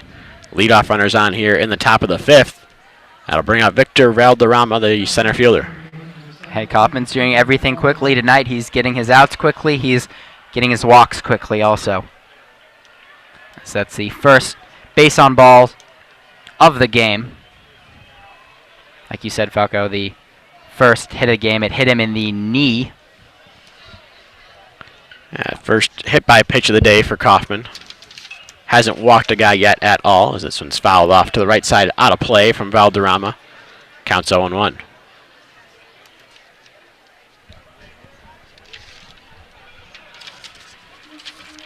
Valderrama 0 for 1 in the day, ground out to second base in his one time at the plate today. Michigan up the middle in double play depth and shaded a little bit to the left side. Over at third base, Nelson's creeping in near what would be the cut of the grass, if there was grass here at Ray Fisher Stadium. So 0-1 pitch is on the inside corner for a strike, 0-2 the count now. Good job again by Kaufman getting ahead of this count. And now 0-2. Strikeout zone again. I don't think he'll get it on this pitch. This is what you want from Carl Kaufman, the young flamethrower, on a hot streak for the Wolverines. 0-2 pitch. Just missed off the plate inside. They would have gone with the slider. Couldn't quite get it back to the inside corner. And the count goes to 1-2 on Valderrama. And Kaufman, just one of 3 really talented young starting pitchers for the Wolverines. He's on a staff with Criswell and Henry. They're all sophomores. Good things ahead for the 3 of them. 1-2 pitch missed well inside there. Dancing out of the way was Valderrama, and the count goes to 2-2. Valderrama, the freshman out of Miami, Florida. Also listed as a right-handed pitcher in this Rutgers lineup, but playing center field today. Get you a guy who can do it all. Dancing over there at first base is Sclafani. Not going, and a ground ball hit towards left side. Blomman grounds it, fields, throws a second for 1. Relay throw to first base is going to be late. Also pulled Kerr off the bat, but that was going to be late either way. So forced out at second, keeps the runner on first. This time there's 1 gone in the inning, though. And good job by Blomgren to get the out at second base. Really tough play as the runner almost got there before the throw, but you know, if you have the fielding talent of Blomgren, you know, you can make those types of plays, and unfortunately Thomas was not able to complete the double play. Kerr was pulled off the base by the throw, but good job by him just making the catch and not letting the runner get to second. Valderrama over there at first base dances off as the first pitch bounces in the dirt there. Talking about dancing, talking about bouncing. Everything's happening here at Ray Fisher Stadium. Yeah, and Valderrama caught off in La Land a little bit.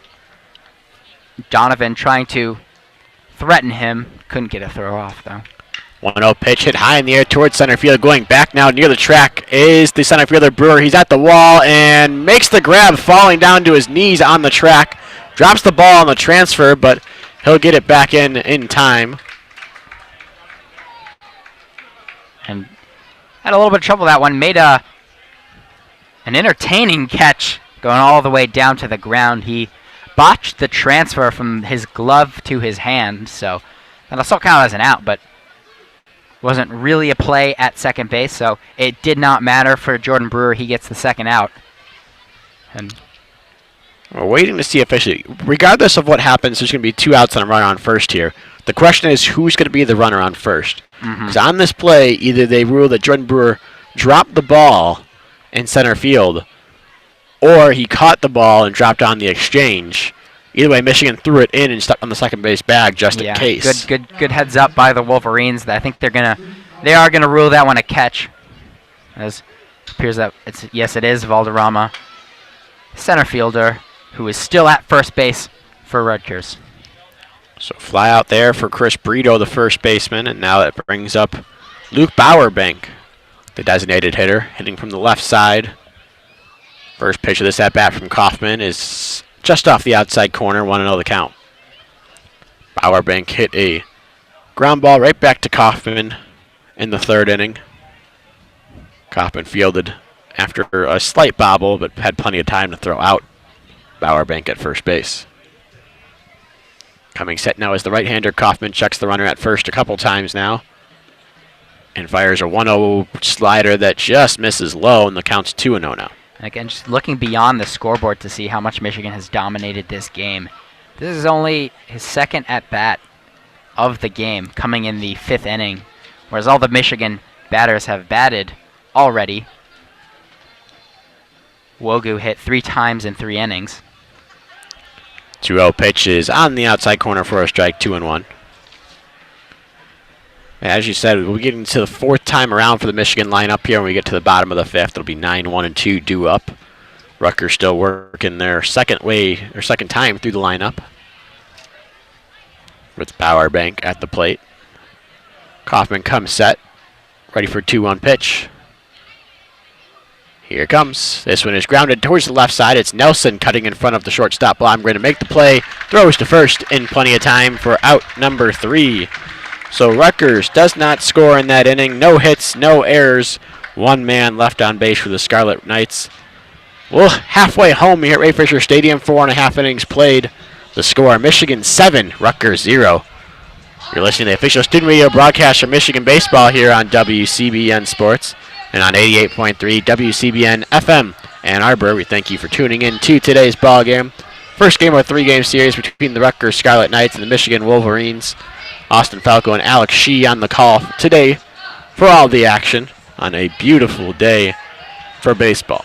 Well, it is windy out here right now with about a 20-mile-per-hour winds coming out of the northwest. And Blomgren's hat flew off of his head while trying to ground that one, but he was nevertheless unfazed, finishing up the easy out to get out of the inning. And if I had to describe the fielding of Jack Blomgren in 3 words, it'd be calm, cool, collected. He's just been so good for Michigan and really does it all. Rarely makes any errors either. All across the Wolverine infield, rather in the field today, Michigan clean on the day, 0 errors compared to the 2 for Rutgers, and really a mental error for Rutgers also that ended up not really mattering that much, but if you're able to give up mental errors or team errors on the scoreboard, there would have 3, not just the 2 that they show at the moment. So we're done twisting here between innings at Ray Fisher Stadium, and Christian Bullock steps up to the plate to begin the bottom of the 5th. Bullock's 0 for 2 in the ball game today. He grounded out to first sharply and struck out swinging. Both of those came against the left-handed throwing Rutkowski, who started the game. But now it's Steven Acosta in the ball game, and there's a soft tapper towards short. Running in now, making the play as well. She throws to first in time to get the speedy Bullock. 1 pitch, 1 out here in the bottom of the 5th. Good job to make up for the error last inning. Walsh had a nice play, running in, charging on the ball, getting the out as Wogu comes to the plate for the 4th time now.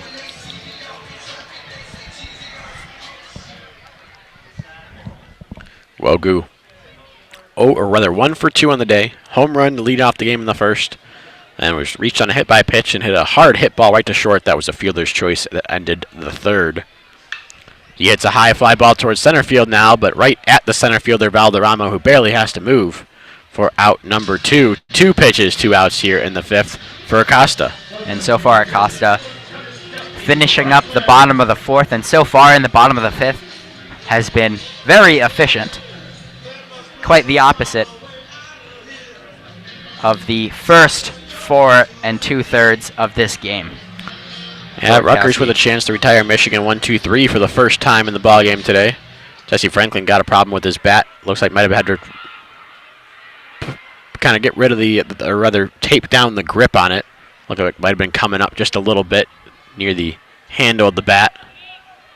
He fixes that and comes up to the plate, does the designated hitter for Michigan today.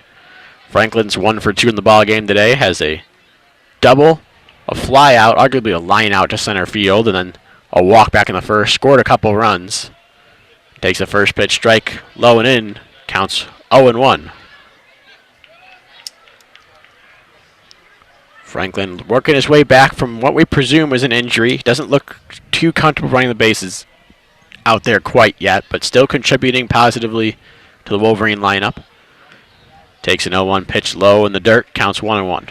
I think that one hit him in the groin as the Rutgers catcher, Tyler McNamara, has a little bit slow getting up, but catchers are built for that, right, Falco? Tough guys. McNamara has taken a beating behind the plate today, and David Condon took a little bit extra time to give McNamara a second. Even Jesse Franklin almost doing a little bit of a service here and taking his time getting back in the box. Coming set now is Acosta at the belt. 1-1 pitch is grounded towards second. This should be a routine play. Desi Fields throws to first, and Rutgers records their first 1-2-3 inning of the day. No runs, no hits, no errors, no one left on base for Michigan in the fifth.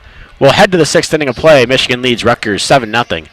You're listening to the official student radio broadcast for Michigan baseball.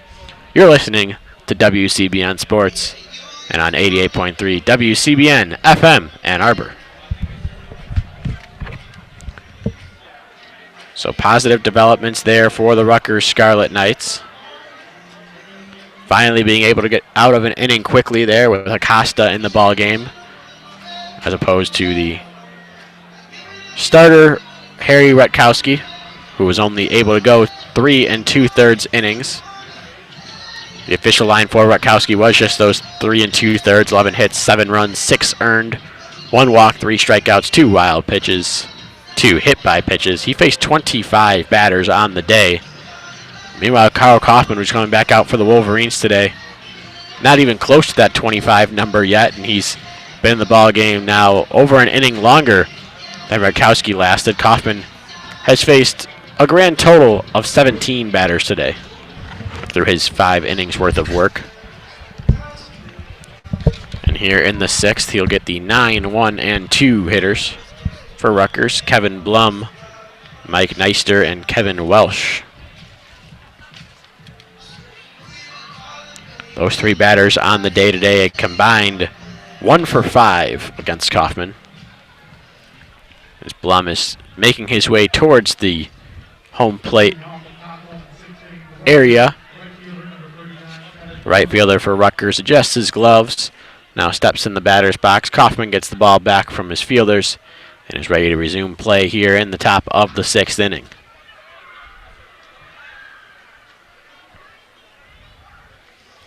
Kaufman working out of the windup, of course, off that first base side of the rubber. Starts with the glove right at his belt and brings it up near his face when he gets a sign, then winds up.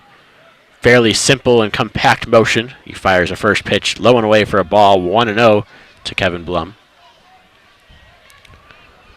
Blum stands all the way back in the right-handed batter's box as far as possibly can, foot on the back line, and chops one foul to the left side.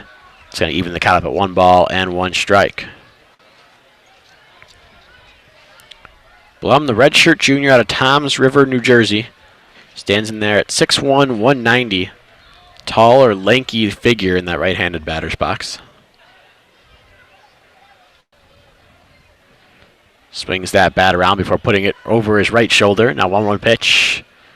Dancing out of the way as the slider misses low and in is Blum, and the count goes to 2 balls and 1 strikes on him. And really that ball broke back over the plate, just still low, and had to be stopped in the dirt by Donovan. And Kaufman's ready to fire it. He's working at a very fast pace tonight. Swing and a miss there, the 2-1 fastball, and the count goes to 2-2. You've seen Kaufman go with the fastball as his put-away pitch on 2 of his 3 strikeouts today. See if he goes back to it here again, or if he brings out that big breaker. Shakes off a sign from Donovan. Now gets the one he likes. Winds up, 2-2 pitch. It's hit in the air towards center field. Running in now is Brewer. He's going to have plenty of time to camp underneath it and make the grab on a jog for out number 1. And Kaufman, as you were saying there, Blum, kind of a little bit of a couple bat twirls once he steps in the batter's box. Kaufman ready a lot of the time, already agreeing upon a pitch, ready to fire it in. He's in a zone right now, Falco, in a really good rhythm. And that's what you want to see out of your Friday starter for the Wolverines.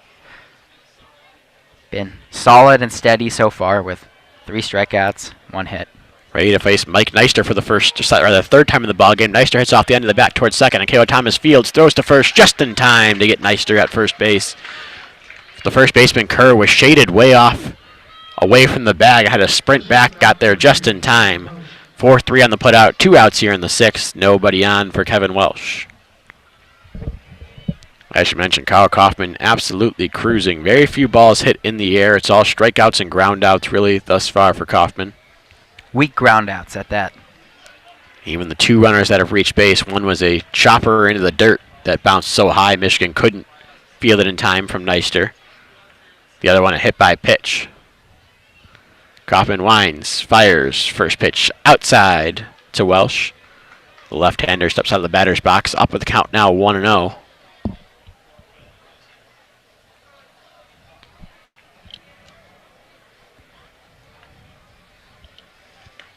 Righty to lefty, slider there on 1-0, misses outside, couldn't get that outside corner with the backdoor breaking ball. The count goes to 2-0 now. Welsh, a rough day for him so far. 0 for 2 and made a costly error in the bottom of the 4th inning. It led to another Wolverine run scoring that really wasn't going to score otherwise. Would have gotten Rutgers out of the inning. 2-0 slider misses just low. Donovan held it there for an extra beat but couldn't get the call. The count's now 3-0 on Walsh. Could be just the 3rd Rutgers Scarlet Knight to reach base, unless you're counting fielder's choice, that is. Because each of the first 2 that have reached base for Rutgers have been erased on fielder's choice. As a 3-0 pitch is in there for a strike. Would look like a changeup perhaps from Kaufman.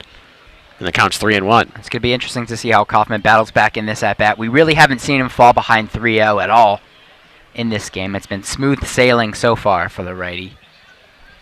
Gets a strike right there. Wind blowing his jersey a bit on the mound. He gets his sign, winds up, 3-1 pitch. Good 2-seamer that just misses off the plate away, maybe low. And when we say just a bit outside, we actually mean it right there, Falco. Just misses. A little bit of late movement on that fastball for Kaufman. And that is his first base on balls today. He's hit a batter and surrendered a hit in the very first at-bat of the game to Neister. So now Rutgers trying to get things started here with a runner on first and 2 outs in the 6th. Tim Desi comes to the plate. Second baseman for the Knights. Takes a first pitch fastball on the outside corner for a strike, 0-1. Desi reached base on a fielder's choice in the first and flew out to right field in the 4th. Here in his 3rd time at the plate, looking just to try to get Rutgers on the scoreboard, or at least keep a rally going that could get them on the scoreboard. 0-1 pitch to him. Called low, ball 1. And right now, McNamara, the catcher for the Rutgers Scarlet Knights, warming up in the on-deck circle with his pads on. There's 2 outs, so he might have to go back to catch some balls right after this at-bat, but I might think about leaving him on. He's taken, as you said, an absolute beating, has blocked a lot today. 1-1 pitch, hit off the end of the bat near right center field, giving chase is the right fielder Bullock. He calls off Brewer in center and makes the grab in that right center field gap for out number 3. So Rutgers, once again, does not score. 0 hits in the inning, 0 errors, but they do leave 1 runner on base. We'll head to the bottom of the 6th. Rutgers still down 7-0 to the Michigan Wolverines on the official student radio broadcast for Michigan Wolverines baseball. You're listening to WCBN Sports on 88.3 WCBN FM, Ann Arbor. And it is Superhero Day here at Ray Fisher Stadium. Not entirely sure what that entails, but the kids seem to be enjoying it so far.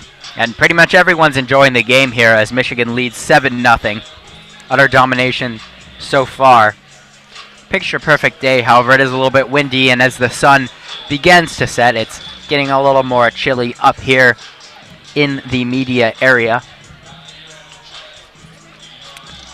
Old Town Road, the song playing now on the radio. Michigan's resident cowboy, Miles Lewis, not in tonight's lineup after a difficult weekend against Northwestern.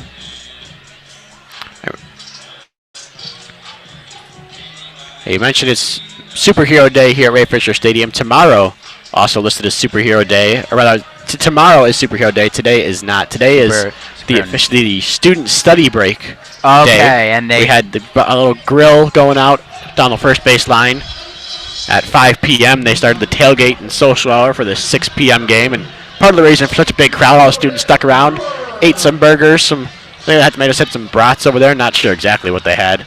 Gave away some Michigan baseball tanks as well.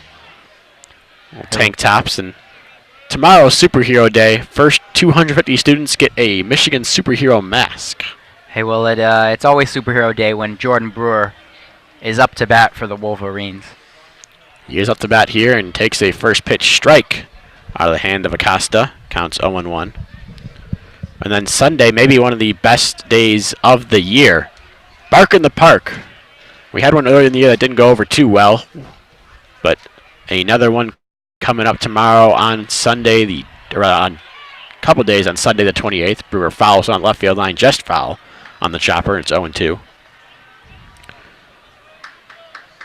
The registration for that unfortunately passed if you're just hearing about Bark in the Park now. Had to get that registered by 5 o'clock today. But also the Disc Dogs will be on the field pre-game. All about the dogs on Sunday here at Ray Fisher Stadium. Hopefully we'll get a good day to come out for a ball game. One hopper here from Jordan Brewer to third base. Making the play over there is Sclafani. He makes a strong throw to first and retires Brewer by a step for out number 1. And Brewer almost beat that out. He's such a good runner, and he's really demonstrated so many facets of his game this year that were kind of unknown, as Jordan Brewer was a JUCO transfer to the Wolverines, breaking out from relative obscurity before this season, and he's shown fantastic fielding, a strong arm, power hitting for average, and he's been fast around the base paths. Yeah, first time retired today for Brewer. He was 3 for 3 to that point. First pitch, Jimmy Kerr is high and away for a ball, 1-0. Kerr's reached base 3 times today, a couple singles, reached on an error as well. Recorded an RBI on his second single in the 4th inning. 1-0 pitch to him is off the plate away, and it's 2-0 now. His first time facing the right-hander Acosta today. Acosta's retired all 4 batters he's faced thus far. Much needed for the Scarlet Knights after a rough start for Harry Rutkowski. 2-0 pitch misses off the plate away again, and it's 3-0. Kerr with a chance to get on base for the 4th time in today's ballgame. Beef up that 370 OBP even farther. Righty to lefty, 3-0 pitch, fastball called strike. It's 3-1 now. Michigan just scored a run across the way in Alumni Field. Softball team with a pink out, and they've been on a tear recently. Like I said, check us out, WCBN, the best softball coverage in town, Falco. Foul ball there on 3-1. Runs the count to 3-2. And yeah, hard to disagree with that. Those guys over there at softball do a great job. You guys will listen to the softball podcast, East of the Rockies. As Jimmy Kerr takes a 3-2 pitch high for ball 4. He takes his base here, 1 gone in the inning. The first batter to reach against Acosta. And Jack Blomgren's got a chance to do something here. 1 gone, runner on. Jack Blomgren 1 for 3 today. Single in the first. And had a foul out in the second and hit into a double play in the 4th. It's exactly what Acosta would like right here. Another ground ball double play. Get out of this inning nice and quickly. See how far he can go in this ball game. Be a righty to righty matchup. As Acosta comes set. Kerr not a big threat to steal at first base. As a first pitch looked like a slider maybe. Missed high and away. And counts 1-0. Like you said, Kerr, not known for his speed, doesn't really steal much, but he's taken some healthy leads today, and he's done a good job running on the base passes that forces a throw over from Acosta. Trying to be sneaky there was Acosta. Just as he was starting to get set on the mound, fired over to first base with Kerr just a couple steps off. Kerr essentially just fell back to the bag. 1-0 pitch, Kerr fakes running, and Blomgren fouls one off right over our heads. And the count's going to go to 1-1. The sun now really starting to set over this ballpark right now, as the shadows are pretty much minimal. not affecting play. It's the wind still heavy. As soon as you say that, my scorecard flies up here in the booth. Right on cue. You're just on it today, calling everything. 1-1 pitch to Blomgren. Breaking ball called, strike 2, 1-2 is the count. Michigan football legend Charles Woodson now in Nashville for the NFL draft, about to announce the Raiders' second round selection. Ever been down to Nashville, Alex? I have not, but I do know that WCBN. This one's hit high in the air towards right field from Blomgren. Camping out underneath it is the right fielder. That's Kruthamel out there who came into the game. I'm sorry. I do know that WCBN made a quite successful trip last spring down to Nashville to cover some Michigan baseball games against Lipscomb. That was Blum out there in right field, my mistake.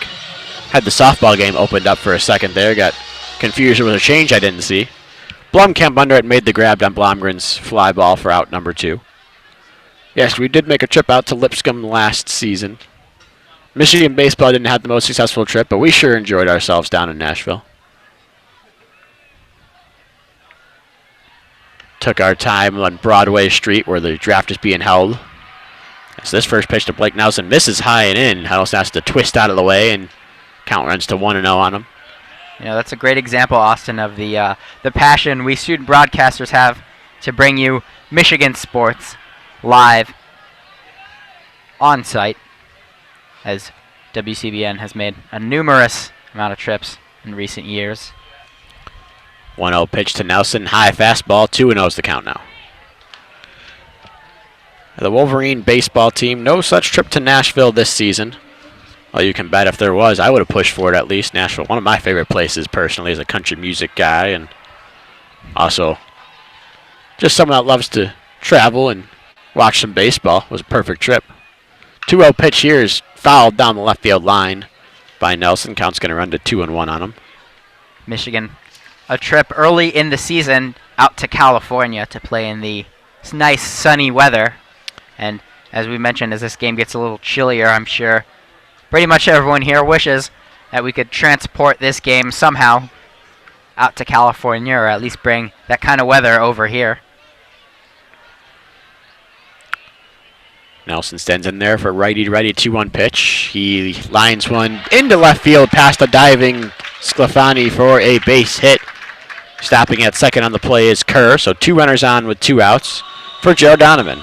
And the Wolverines have really made Sclafani work today. Has made a lot of dives, has made some pretty good plays, just missing a couple other run-saving, spectacular web gems. And it looks like we might be seeing another pitching change right here, or at least a mound visit. I'm going to get the trainer coming on out, Ryan Pell, signaled by the manager, Joe Laterio. Check on the pitcher out there, Acosta. Maybe saw something that looked uncomfortable on the mound, perhaps. You don't see anybody warming up in the Rutgers bullpen right now. It is a little bit harder to see with the sun and the barrier over there, but no one really going full go at all. Acosta's going to get a chance to take a couple warm-ups here and make sure he's healthy. Looks like his knee, maybe his left knee perhaps, left leg of some sort. He's stretching it out, bending it a little bit. The umpire, David Condon, will let him toss a couple pitches. See if he's feeling all right. Looks like all is good. He fires one, that's all he needs. So at least give it a shot here against Joe Donovan. After retiring the first 5 batters Acosta faced when he came into the ballgame, is now allowed to walk. After a flyout, a single. 2 out of the last 3 have been able to get on for Michigan. Those 2 are on base now, and Kerr at second and Nelson on first. Donovan 1 for 2 in the ballgame today. Strikeout, walk, and hit by pitch. Had an RBI on his single. I apologize, a single strikeout hit by pitch. It was an RBI single back in the 4th. Takes the first pitch for a strike, 0-1. That hit going off the glove of a diving Sclafani. to score a run for the Wolverines. It would have been another spectacular play if Sclafani was able to get to corral that one. Checking the runner at second now is Acosta, and the 0-1 pitch is going to have to wait a second as he steps off. Well, even Sclafani did get it. Donovan, although he's a catcher, he runs pretty well for a catcher. Pretty athletic, and while you wouldn't pencil him down as a threat to steal, he is a pretty solid runner, not a liability. So the 0-1 pitch misses for a ball. 1-1 is the count.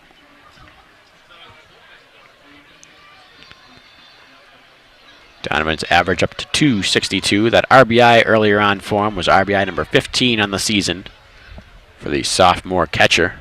Former Chicago Cubs draft pick Joe Donovan.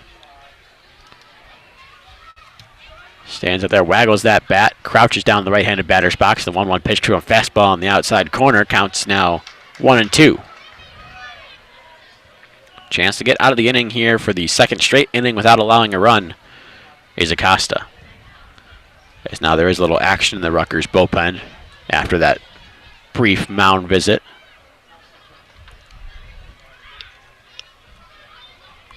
Acosta has the glove at his hip, now comes set at the belt. 1-2 pitch, hit high in the air by Donovan towards left field. Going back near the track is Neister, but he's going to now range in to make the grab with plenty of room for out number 3. So Michigan in that inning, no runs, 1 hit, no errors for Rutgers, and 2 men left on base. Your score after 6 innings of play, this Michigan 7, Rutgers 0. You're listening to WCBN Sports coverage of Michigan baseball here on WCBN Sports and 88.3 WCBN FM Ann Arbor. And it's been all Michigan so far this sunny but windy evening here in Ann Arbor, as we will be on the air with you for the next 2 hours, the next 1 hour, excuse me, until 9 o'clock. Get close to finishing up this coverage. We are in the top of the 7th inning right now.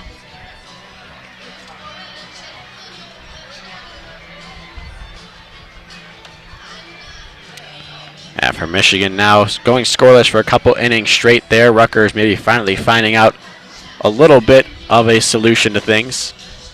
And Acosta really come through big after Rutgers looked like it might be a heavy bullpen day. Acosta's come in and shut the door against Michigan.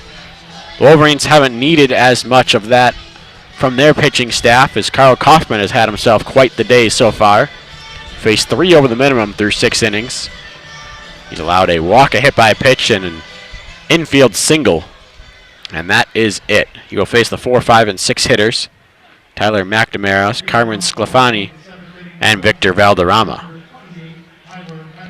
It'll be Tyler McNamara, the catcher, to start things off here in the 7th. McNamara 0 for 2, ground out to short, and a strikeout looking thus far. 1 of 3 Ks on the board for Carl Kaufman today. Righty to righty, open stance for McNamara. Takes the first pitch low and in for a ball, 1-0 with the fastball. Kaufman has been dealing today. Really hasn't faced any threat at all from Rutgers. Hasn't really pitched himself into any jams either. 1-0 pitch. Called. Strike on the inside corner. It's 1-1 now. And McNamara, taller for a catcher. He's 6'2", 220 is the right-hander. He's out of East Brunswick, New Jersey. Hometown kid. Sticking around the area for the Rutgers Scarlet Knights. He fouls one off to the right side. That gets out of play. The count goes to 1-2. If you're listening in on you're listening on 88.3 WCBN FM Ann Arbor. We are going to end our coverage on air at 8 o'clock. You can switch over to youtube.com/WCBN Sports to follow the end of the ball game. We'll be on there through its conclusion. As the 1-2 pitch fouled into the Michigan dugout, it remains 1 ball, 2 strikes on the catcher for the Scarlet Knights. In addition, we'll have the last 2 games of the series also online at youtube.com/WCBN Sports or WCBN Sports 0-2 as this one is hit towards third base. The high chopper is fielded by Blake Nelson. He makes a throw, just fires it up towards first base. It's going to be late over there as McNamara beats out an infield single to start things in the 7th. Unbelievable play there by Nelson. Didn't get the out, but what an effort. Came very close to retiring the batter. That was almost Nolan Arenado-like by Nelson, throwing across the body, just kind of lobbing it up there, just running out of arm and pulling Kerr a little bit off the bag. So Carmen Sclafani stepping in after just the second Rutgers hit of the day. Takes the first pitch fastball on the outside corner for a strike, 0-1. Check swung, but didn't matter if he went around or not. It's their fourth base runner, too, if I'm not mistaken, after the hit by pitch and walk from Kaufman. Very short lead by McNamara, the catcher at first base. 0-1 pitch here to Sclafani is on the outside corner again. It's 0-2 now.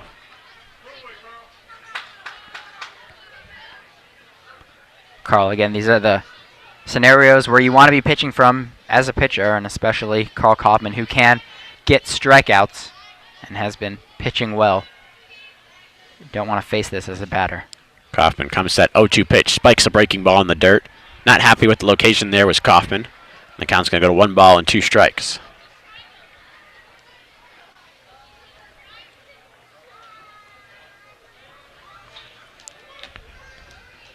Kaufman just 3 strikeouts on the day despite being pretty dominant for much of the ball game. He's got a lot of weak contact, a lot of ground balls. There's a 1-2 pitch to Sclafani on its way. Called! Strike 3 on the inside corner. Sclafani turned out of the way, but he was rung up. 4th strikeout overall for Kyle Kaufman. 3rd of looking variety. And there's 1 gone, runner on first in the 7th. Great pitch. I'll bring up Victor Valderrama. Great pitch by Kaufman. That fastball has a lot of good late movement that just tails off a bit as Sclafani thought that ball was going to come close to hitting him, kind of turned away, but that pitch right in there, getting enough of that outside corner of the plate to send him down looking. So Victor Valderrama, the right-hander, takes the first pitch outside for a ball, 1-0. Interesting frame job by Donovan as that pitch is pretty far out to the right. Tried to bring it back. Umpire is not having it. Made a good call. 1-0. Valderrama, the freshman of Miami, smaller figure, 5'10", 165. Open stance in the right-handed batter's box. Waits the 1-0 pitch. It's on its way, and it is low for ball 2. Kaufman losing his control just a little bit, it seems, here over the last couple innings. Not erratically wild all over the place, but just not really hitting his spots, missing a little bit farther outside, missing a little bit lower than you'd like, but has yet to really pay for it thus far. Checks the runner at first before coming set, does Kaufman. McNamara takes a hop before the 2-0 pitch, and it's hit a high chopper to third base. Nelson Fields makes a strong throw to first base in time for out number 2. There we go, and Nelson getting the chance to set his feet under that one and fire it away to get the second out of the inning as McNamara moves into scoring position. There's been a lot of those choppers here tonight. Of course, the one of 2 hits today for the Scarlet Knights came in the first inning off a chopper off the bat of Nilster. Really, even the second hit was a chopper of one variety. Not quite that super high chopper, but another bouncing ball. They really haven't been able to elevate the ball at all and get it into a gap or into the outfield with any success, has Rutgers today. First pitch to Chris Brito, the first baseman, misses low. 1-0 the count on him. And Kaufman, like you just said, missing a little bit more than he has from the start of this game, and he looks a little more frustrated at his control right now, but he's in pretty good spot with 2 outs. 1-0 pitch called, strike right down the middle. And the count evens itself up at 1 ball and 1 strike. Be really big for the Wolverines if Kaufman can finish off this inning and maybe even go a little deeper in the game, as it's pretty big plus not to have to waste any of your bullpen, especially in a lopsided game. 1-1 pitch. Slider on the outside corner. The count's 1-2 now. Good pitch there from Kaufman. Just as I said, he was starting to lose his control. Two very, very well-located pitches back-to-back there. Chance to end the inning and send Brito down on strikes for the second time today. Kaufman staring in for the sign from Donovan with the runner on second. Got to disguise him a little bit more. Comes set, 1-2 pitch. This is a soft grounder toward short, backhanding his Blomgren in the hole. Strong throw to first base in time for out number 3. So Michigan yet again allows 0 runs on 1 hit, no errors, 1 left on base for Rutgers that inning. The score as we head to the 7th inning stretch is still Michigan 7, Rutgers 0 on WCBN Sports coverage of Michigan baseball. Time for a little take me out to the ball game here at Ray Fisher.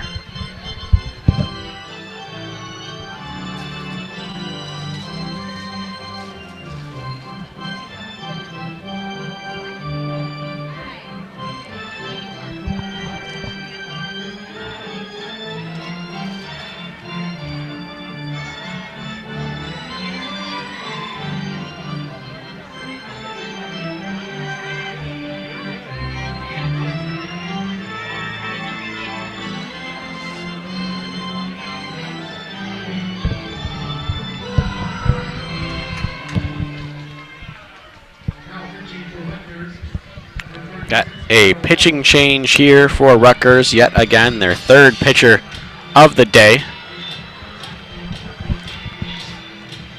It'll be number 36 coming into the ballgame, Kyle Muller, the sophomore right-hander.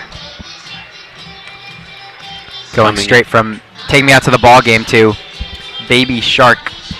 All of the little kids in the crowd right now are going pretty crazy. Always love to see it.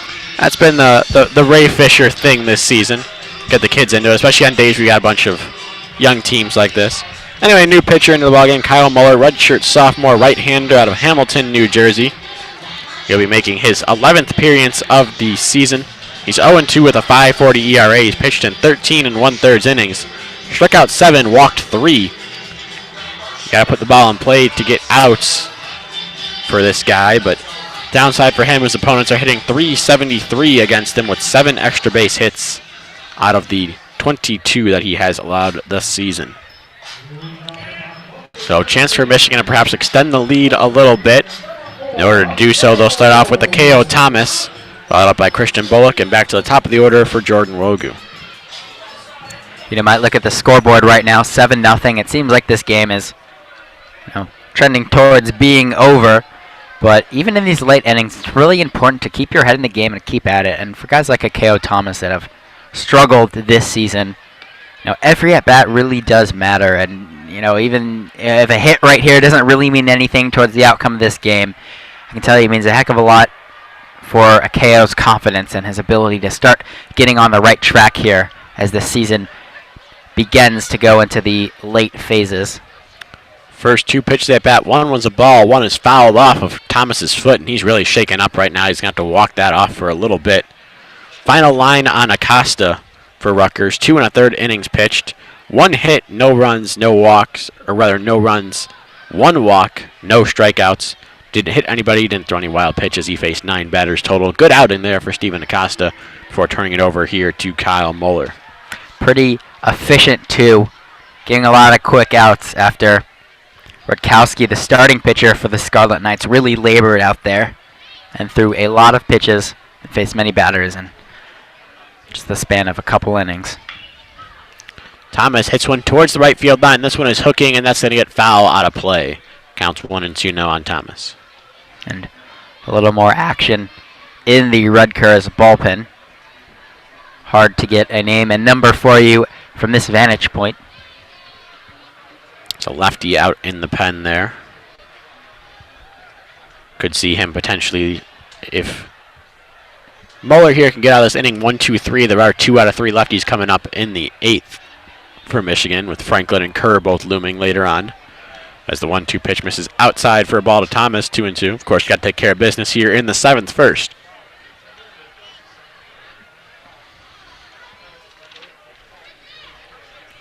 Muller comes set.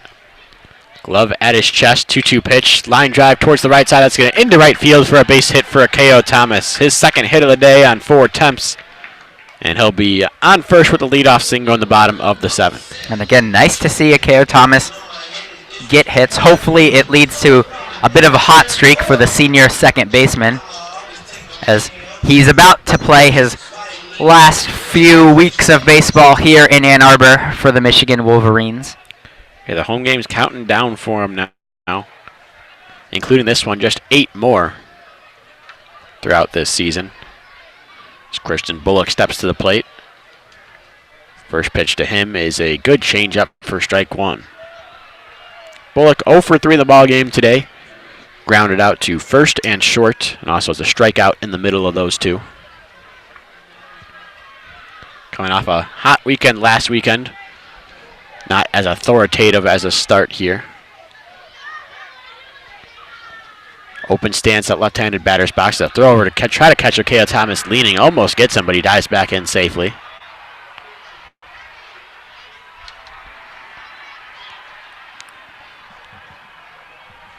Thomas 2 for 3 on stolen bases this season.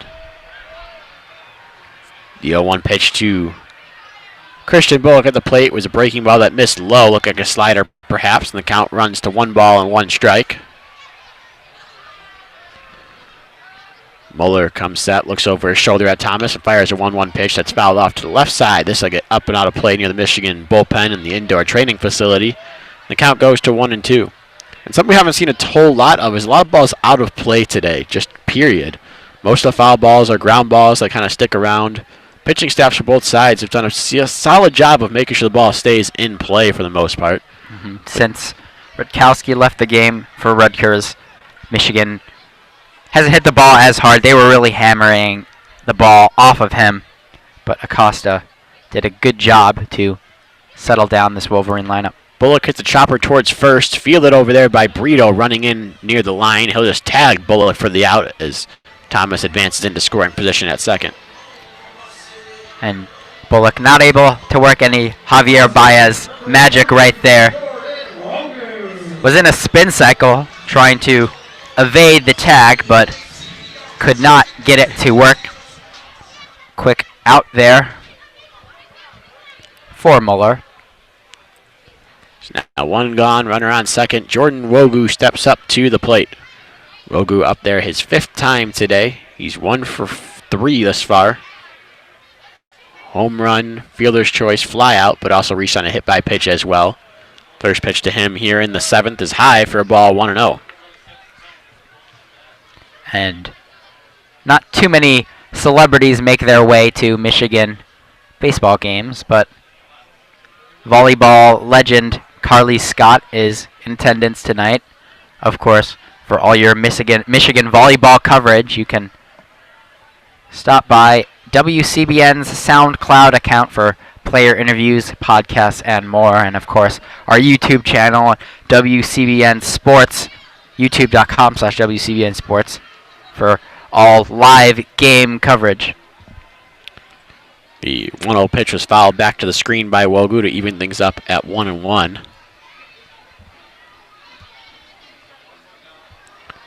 Checking the runner at second now is Muller. Comes set, 1-1 pitch. Big swing and a miss there at a good off-speed pitch from Muller. And Wogu's down in the count 1-2. Wogu hasn't struck out a whole lot this season comparatively. Does have 26 on the year, but it's in 112 at-bats. Very impressive for someone that's just in their 2nd year of college baseball.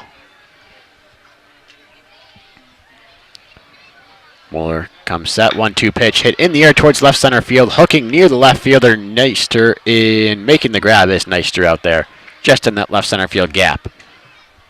And like I said earlier, a sophomore surge for Jordan Wogu. He really burst out of the scene last year.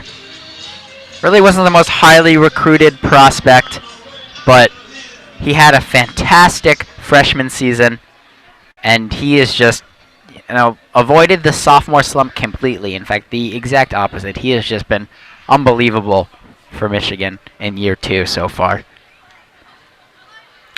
And be Jesse Franklin coming up to the plate now. He is 1 for 3 in the ball game with the walk, a couple runs scored, and a double. Takes the first pitch outside from Mueller. Counts 1-0.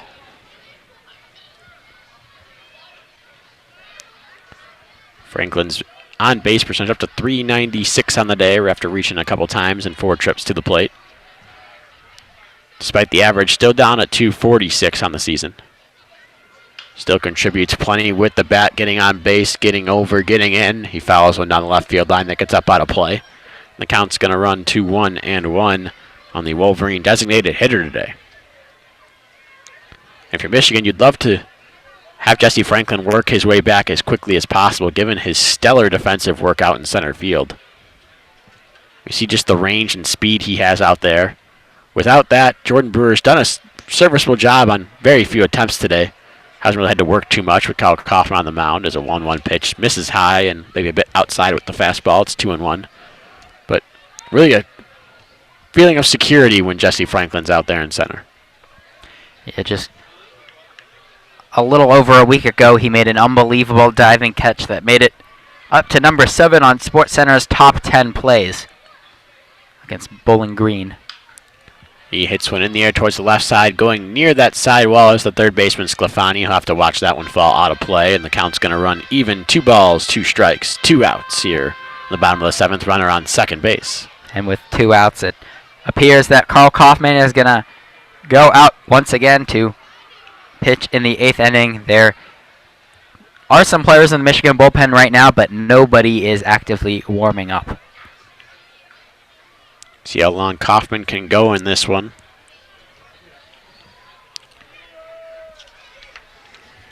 As Franklin gets ready for a 2-2 pitch, he fouls this one towards the left side. Again near that sidewall is Sclafani, and again watching it fall out of play near that Michigan bullpen. So Franklin stays alive at 2-2. Same spot, really fought that pitch off, getting just enough of it and sending it out of play. If you're a kid right now, you should probably position yourself as close to the Michigan bullpen as possible to walk home with a souvenir, as we've talked about. Not many souvenirs into the stands and out of play tonight. There's a bunch of fans waiting over there. I can't tell if they're restricting them from getting over there, but a ball tossed there's over a scrub. there. Makes it out. I'll have to throw it over again. Another 2-2 pitch to Franklin. Just misses hitting him inside. He had to get out of the way of that one. He's run the count full 3-2 for the second time today. Yeah, and there's that rule. Hey, Franklin probably wouldn't have gotten hit, but if he did get hit right there, it would have not have been a hit by pitch. They would have made him stay in the batter's box. I think he got out of the way there. He that's made an effort to dance a little bit. He did. Could have clipped him on the leg while he was dancing over. Just missed grazing his jersey. 3-2 pitch misses outside for ball 4. Franklin's on base for the 3rd time today. There's now a couple runners on for Jordan Brewer with 2 gone in the inning. So the Michigan version of the Greek god of walks gets his 30th on the season. Franklin leads the Wolverines. And another milestone, nice round number for you. Jordan Brewer, big number 22, coming in with 2 outs in the inning and 2 runners on base. Trying to get his 4th hit of the day. Couldn't all be 2s. He hits one off to the right side. That's going to get foul and out of play. Bouncing off the overhang for the right field section number 1 over here. And count's going to go to 0-1 on Brewer. Brewer's 3 for 4, 2 singles and a home run. Couple RBIs, couple runs scored on the day for him. Just your casual return to the lineup.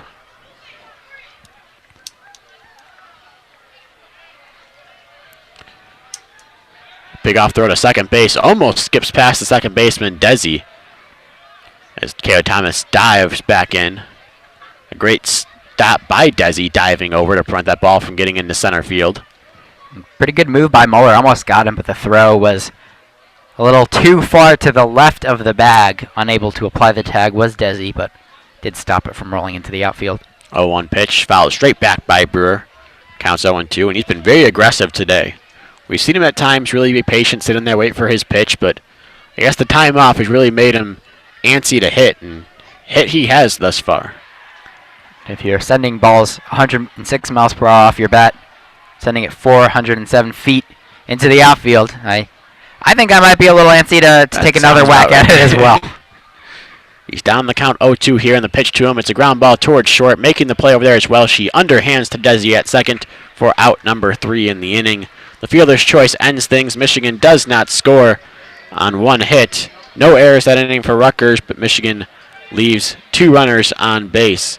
So we'll head to the 8th inning. Michigan still leading the Scarlet Knights 7-0 here on WCBN Sports coverage of Michigan baseball. We thank you for tuning in today for Game 1 of this 3-game series. We'll have all 3 games for you here on WCBN Sports. Find either on youtube.com/WCBN Sports or youtube.com/WCBN Sports 2. Tomorrow's game a 2 p.m. Eastern start. Sunday's a noon start on the dot. I will not be here for tomorrow's ball game. I don't know if you're planning on hanging around, coming out to the ball game tomorrow. Hey, it's final season, Falco. It is final season. The grind starts now. They're playing You've Got a Friend in Me by Randy Newman on the loudspeakers right now. You know, with all the buzz around the new Avengers movie coming out and all the blockbusters, I'm just sitting here excited for the next Toy Story to come out. I think we got a little bit of time for that, but this is certainly a huge year for movies, especially for Disney huge, and yes. Pixar and Marvel. Disney, I mean, they own it all. Within the Disney-owned companies in 2019, you had Captain Marvel was a big blockbuster that came out. You've had this Avenger movie, Toy Story, Aladdin, The Lion King. To top it off at the end of the year, you get Star Wars. Yeah, exactly, Star Wars. So if you are a child born within the years of 1995 to about 2005, it's maybe we go a little bit farther back. Maybe a little farther back. It's going to be a pretty good summer for you, movie-wise. A lot of nostalgia at the very least for you. Leading things off here in the bottom of the 8th is Luke Bowerbank. Bowerbank 0 for 2 in the ball game today as a designated hitter. He switches over to the right side of the plate. We actually have a pinch hitter on this one. Misses inside for a ball, 1-0. The pinch hitter on the day is Garrett French. French coming into this one, sporting himself an .071 batting average, just 14 at-bats on the season, 1 hit. Batting from the right side. Kaufman still out there, righty to righty, 1-0 pitch. Fastball for a strike. Evens things up at 1-1. And as it continues to get darker here at Ray Fisher and the wind continues to blow, some fans are starting to make their way out. It's a chopper here towards third base. Blake Nelson going to have a tough play. Bare hands it, throws to first in time for the out. Nice play over there by Blake Nelson, who's had himself quite the game defensively. Yes, and the Michigan defensive infield continues to impress. Strong showing last weekend against Northwestern, and they've really kept it up today so far. No errors, and also just some really nice, spectacular plays and flashing of the leather. Flashing the bare hand there as well. Nelson, good arm. He and Blomgren have really showcased that tonight. Kevin Blum is going to come up here with 1 gone in the inning. He check swings on the first pitch breaking ball and goes around, says home plate umpire David Condon. So the count will be 0-1 on him.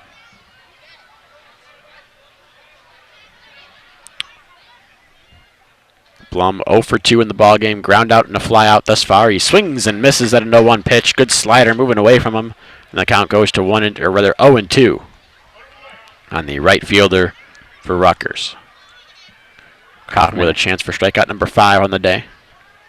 He's had 2 of them looking, or maybe 3 of them looking, 1 swinging. 0-2 pitch. Tried for that same breaking ball and tried to get a swing there, but laying off was Blum, so it missed low for ball 1. Count is 1 ball and 2 strikes. Kaufman always works on the right side of the rubber. Works quickly, 1-2 pitch. Tried again. It looked like maybe the changeup, maybe went back to that breaking ball. Sent a little off speed that missed just a bit low. The count goes to 2-2. No action on the Michigan bullpen yet, but a couple more bodies have made their way down that way. Kaufman puts the glove to his face. 2-2 on the way. Swing and a miss there. And no, it was fouled off and caught behind the plate. Good job by Joe Donovan. That looked like he's in a little bit of pain. But good job absorbing the blow right there. Tough play to make, but Donovan secures the out. A little unconventional there. Normally we get the tipped on the drop third strike, or the tipped third strike. Normally catches the ball in the glove. That one looked like he might have caught it with his bare hand or with his arm or something. The ball didn't hit the ground, so it is an out. But it will be strikeout number 5 for Kaufman. 2 outs here in the 8th. First pitch now to Mike Neister is low for ball 1. Neister up to bat for the 4th time today. He's 1 for 3. Singled lead off the ball game and has since fouled out to first base and grounded out to second base. Leadoff hitter and left fielder takes a 1-0 pitch on the inside corner for a strike. Good fastball there to even things up at 1-1. Over in Alumni Field, you can hear the Michigan Marching Band playing The Victors, one of the truly great collegiate fight songs. They got quite the barn burner over there as the 1-1 pitch misses low and in for a ball. 2-1 now the count on Neister. Penn State scoring twice in the top of the 7th to tie things up and send it to the bottom of the 7th, 5-5. Find that one on our main channel, WCBN Sports. Open them both up. Listen to both. Why not? We appreciate you listening. 2-1 pitch hit near right field. Going back for a second was Bullock. Now coming in a couple steps and making the grab easily for out number 3. So headed to the bottom of the 7th now. After Rutgers does not score, they go down 1-2-3. No runs, no hits, no errors, no one left on base. Michigan still leads Rutgers by a touchdown. It's 7-0. You're listening to WCBN Sports coverage of Michigan baseball. This is the official student radio broadcast for Michigan baseball.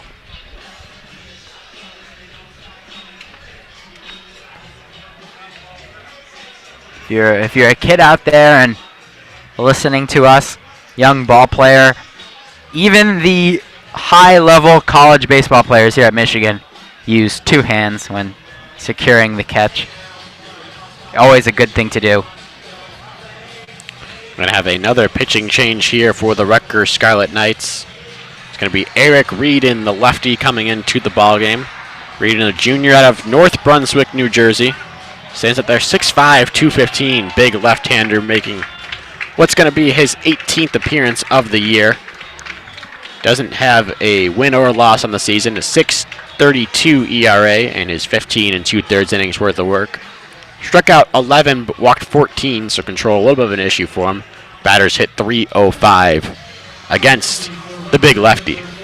And Michigan softball with the go-ahead home run right now. They now lead Penn State 6-5. Walk-off home run there. Walk-off home run. And the number 2, 22. Madison Uden, walk-off home run for Michigan Michigan softball. So I guess now maybe don't turn to the softball game because it's turn over. Right back in here, yeah. Got to keep it right here. Good way to end it. Can't really do much better than that. Softball has been unbelievable lately. The number 22 ranked team in the nation, beating Big Ten rival Penn State on Pink Night.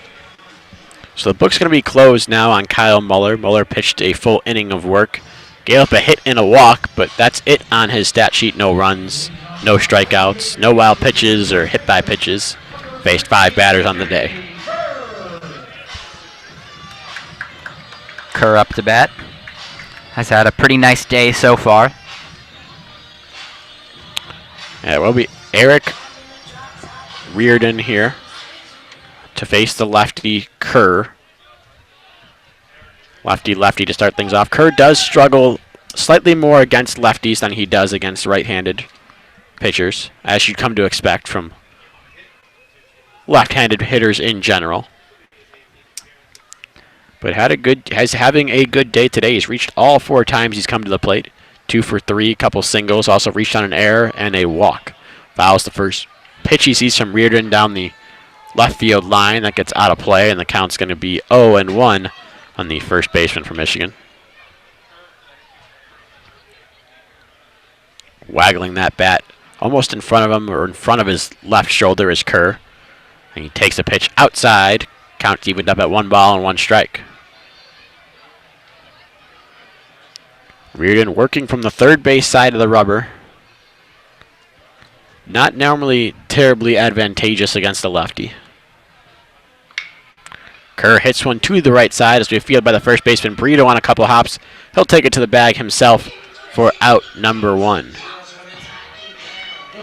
And good job right there by the first baseman Brito to avoid any collisions with Jimmy Kerr, as that's 2 big first basemen running right towards each other, but nifty little footwork to get there, step on the bag, and secure the first out of the bottom of the 8th. And Jack Blomgren coming to the plate now.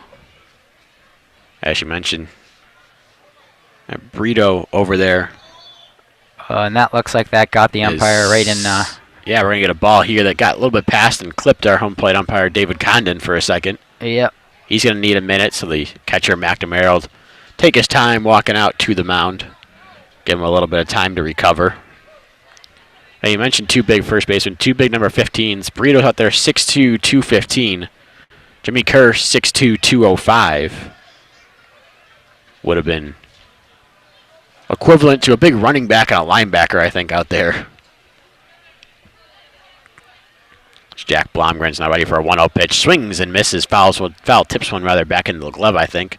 The count's 1-1 on him. Rough day for Blomgren thus far, relatively. 1 for 4 compared to some of his counterparts that have had multiple hits on the day.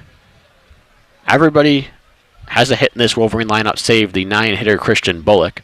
See if the Michigan order can give him another chance later on. 1-1 pitch misses outside to Blomgren, runs it to 2-1. They have 13 on the day so far, opposed to 2 from the Scarlet Knights. That normally means you're going to win some ball games. Usually so, Falco. 2-1 pitch is hit foul off to the right side. That's to get out of play. Heads up, everybody that's leaving softball right now, starting to pull out of the parking lot. Counts 2-2 now. You know, I think it'd be quite difficult to lead the hit battle 13-2 and not be winning ball games. Baseball's a strange game. I'm sure it's happened a couple times. Weird things happen in baseball. Sometimes you get 13 hits and it's scattered throughout 7 innings, so you don't really get a huge string of hits together. As Blomgren takes a 2-2 pitch outside and runs the count full, 3-2. No action in the Rutgers bullpen. There is action down in the Wolverine bullpen. So Carl Kaufman's day may be done through 8 innings of work. We'll see going into the 9th as Blomgren takes a 3-2 pitch high and away for ball 4. We said walks maybe an issue there for Reardon. And they are rearing their head here. Runner on, 1 out. Blake Nelson coming up to the dish. Nelson so far on the day, 2 for 4. He's got a double and a single, but also reached on an error by the shortstop Walsh, in which he then stole second and came around to score back in the 4th inning.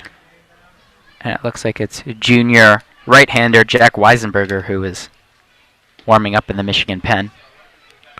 First pitch breaking ball. Nelson misses low, 1-0. So yeah, it might be Weisenberger here to finish things up. I'd be interested to see, again, we don't have the official pitch counts up here, but if maybe Backish gives Kaufman a chance to maybe finish it and has Weisenberger ready just in case, but I doubt that's going to happen at this point. As the 1-0 pitch from Nelson misses, or rather to Nelson misses outside, it's 2-0.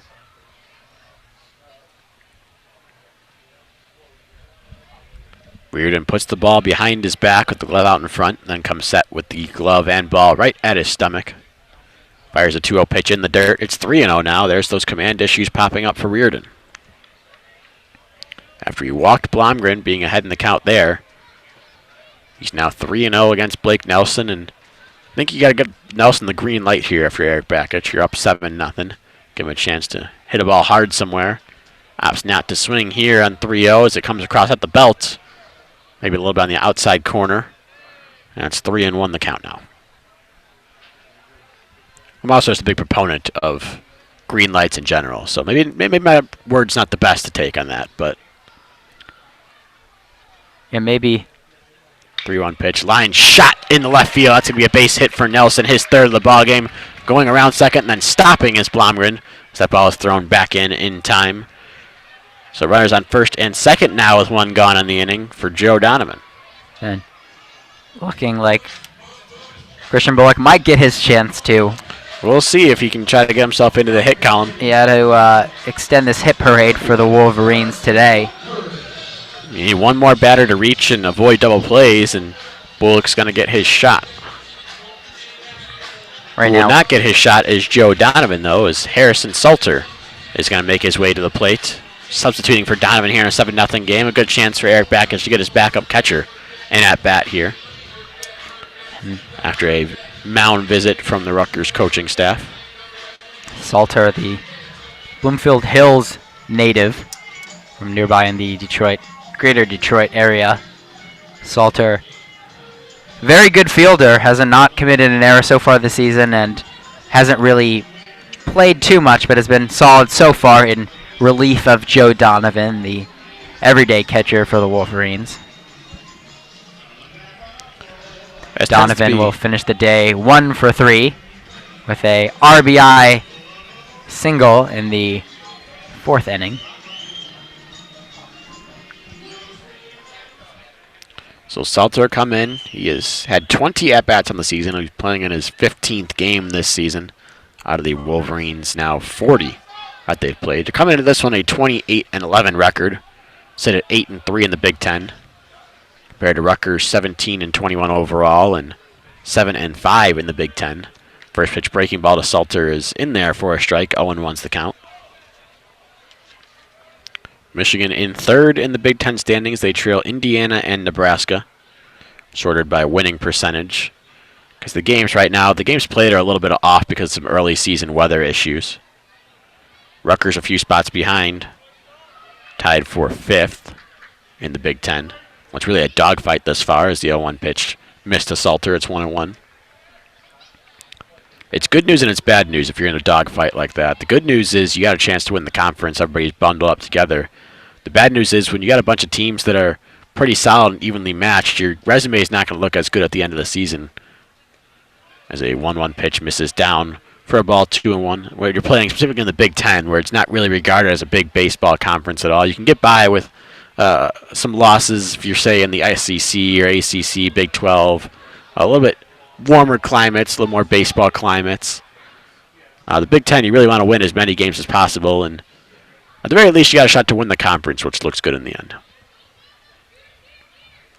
Salter waits the 2-1 pitch. He hits one foul back off to our right and over our heads. Count's going to even up at 2-2. Might have found a car leaving once again as the softball traffic starts to file out of the 2 exits the parking lot. Michigan picked to finish 2nd in the Big Ten this season. They will host current first place team, the Indiana Hoosiers, in a couple weeks here at the Fish. And they'll face second place Maryland, who is next weekend's away series for the Wolverines. It's the 2-2 pitch is a breaking ball that missed high and away. It's 3-2 now. Third straight 3-ball count for Reardon. Led to a walk and a single for the first 2 guys. Let's see what happens here. Holds the bat out in front of him, does Salter.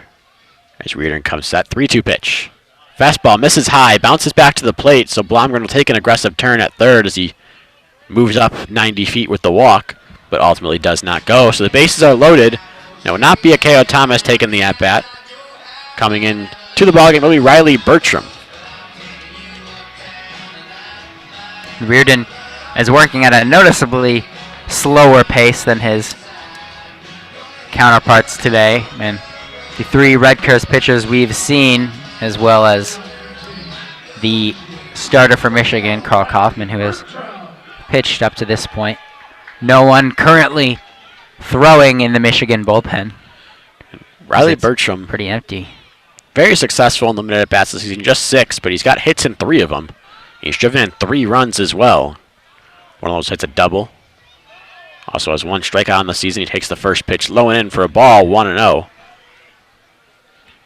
And it appears that Christian Bullock will not get a chance to get a hit in today's game, as in the on-deck circle right now for Michigan is number 9, Matthew Schmidt.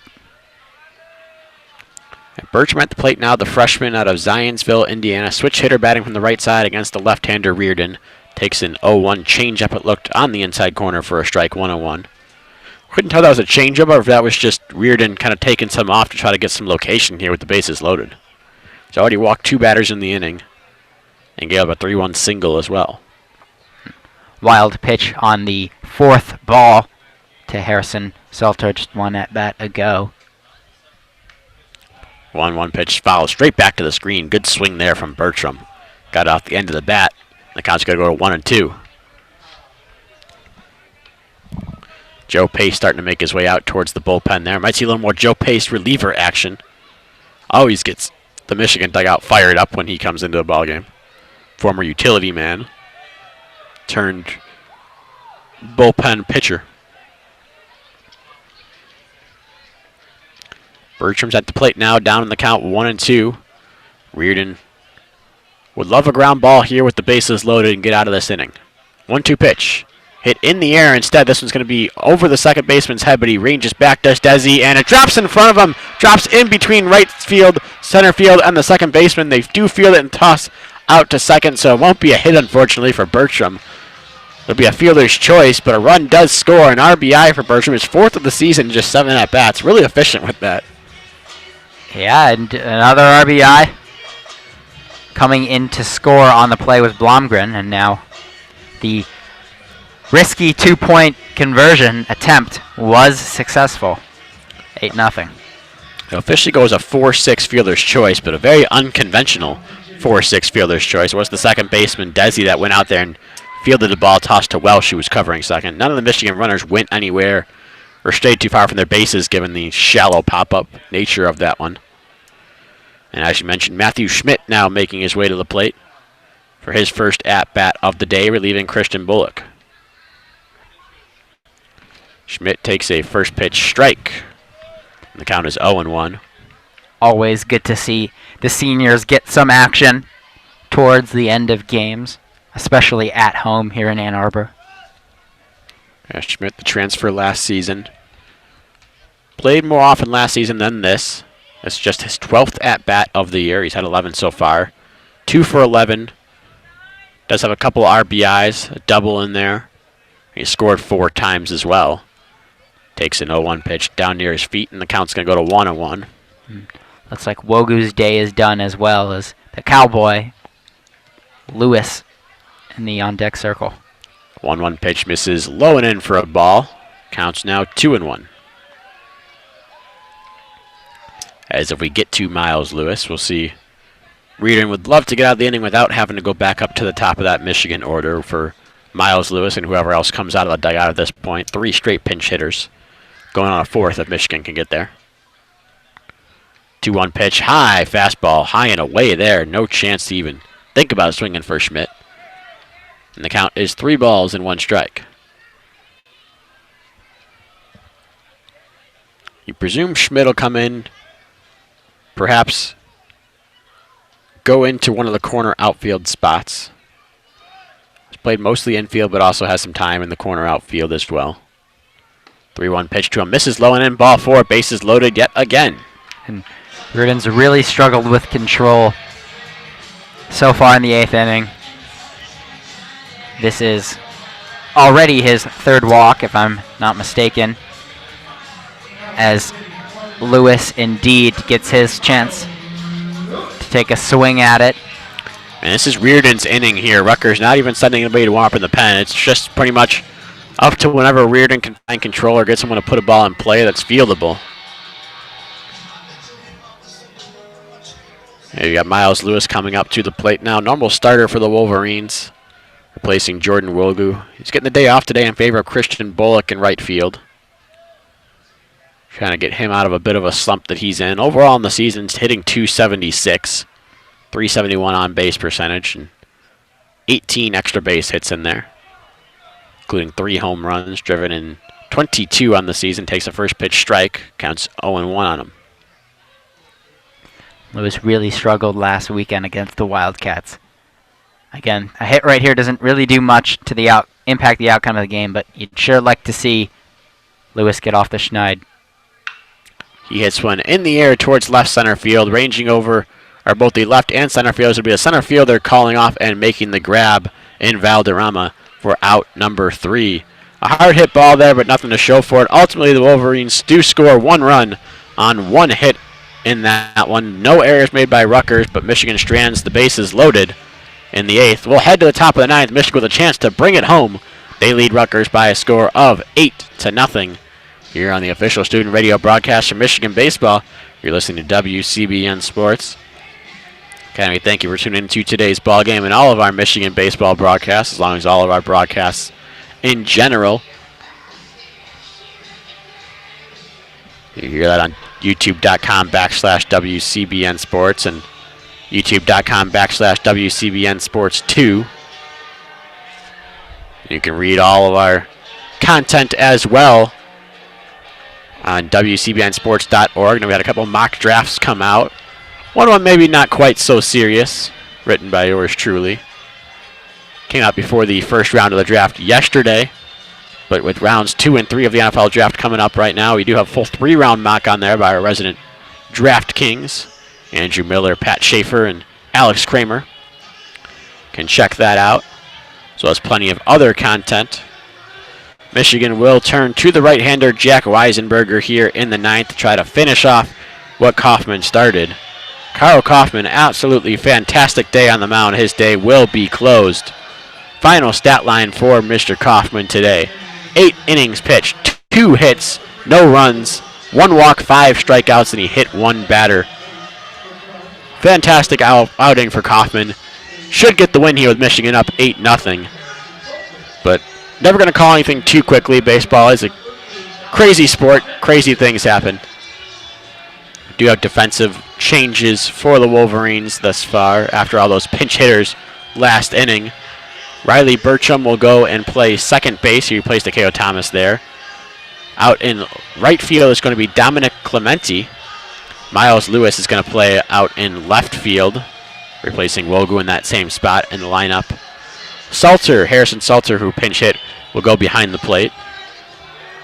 And Matthew Schmidt, who did pinch hit for Christian Bullock, is presumably out of the game in favor of Clementi in right field.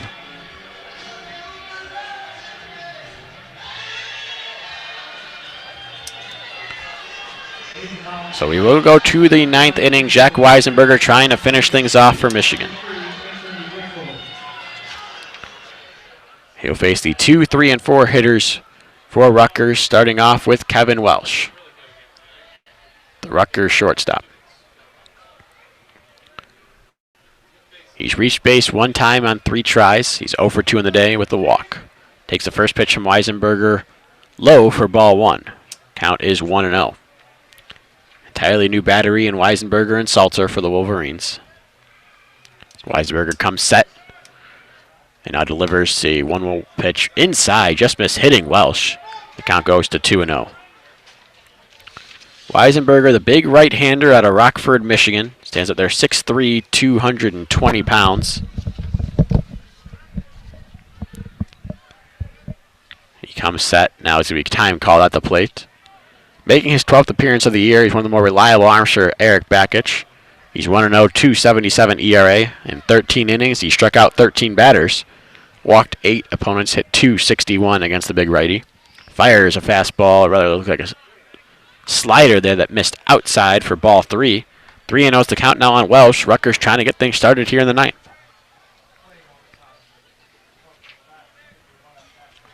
Weisenberger almost closed on the mound, turns with his body almost near the shortstop position before spinning and firing a 3-1 pitch fastball on the outside corner. It's 3-1. Welsh trying to get on base for the second time today. Get a 9th inning rally for Rutgers, who's got a long way to come back from. Need 8 to keep playing, 9 to take a lead. This one's fouled off to the right side. That'll get out of play, and the count's worked back full. It's 3 balls, 2 strikes.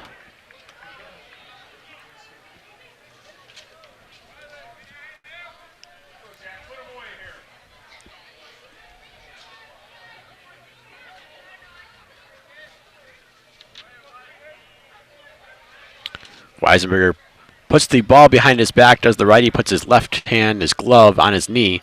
Now comes set at the chest and fires a 3-2 pitch. It's hit down the right field line. It's hooking near the corner and going to get foul into the bullpen. And Weisenberger, 13 strikeouts this season on 13 innings pitched. I'm no math major, but that's pretty much about a strikeout an inning. Over a quick quick scoreboard update. They're only on the bottom of the first, or rather, now out of the first inning. Illinois leads Nebraska 1-0. Could help the Wolverines with Nebraska just ahead of them. As the 3-2 pitch from Weisenberger misses high, ball four.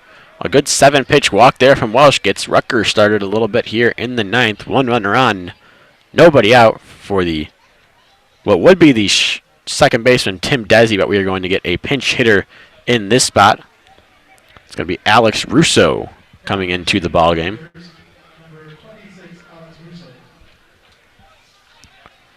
Russo this season's had 24 at-bats. He's made 5 starts, appeared in 15 games. He hits .208 thus far. 5 for 24 overall.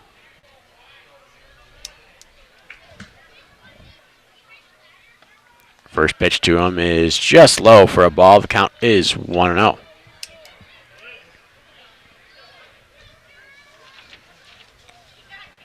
Russo, the freshman out of Rockaway, New Jersey. Stands in the right-handed batter's box and awaits a 1-0 from Weisenberger. It's outside and tips off the glove of Salter. Going to get back to the backstop, advancing up to first base, or rather up to second base on the play, is going to be Greco, who came into the ball game for Walsh. I mean, it was actually Greco who worked that walk in hindsight. Was indeed. So my mistake there. It was not Kevin Walsh that worked the 7-pitch walk. It was Anthony Greco. He stands out there at second base, and a 2-0 pitch to the batter at the plate. Alex Russo is off the plate away. It's the fourth consecutive ball from Weisenberger. 3-0 count. Yeah, Rutgers just trying to make a little bit of noise here in this ninth inning, doing the right things thus far, finding pitches you can hit. Worked a walk to start the inning, and now 3-0 count here on Russo.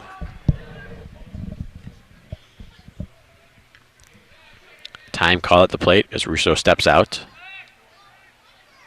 Now he steps back into the right-handed batter's box on 3-0 pitch. Is ball 4 in the dirt, but this one also skips past Salter and gets back to the backstop, so going to third now is Greco.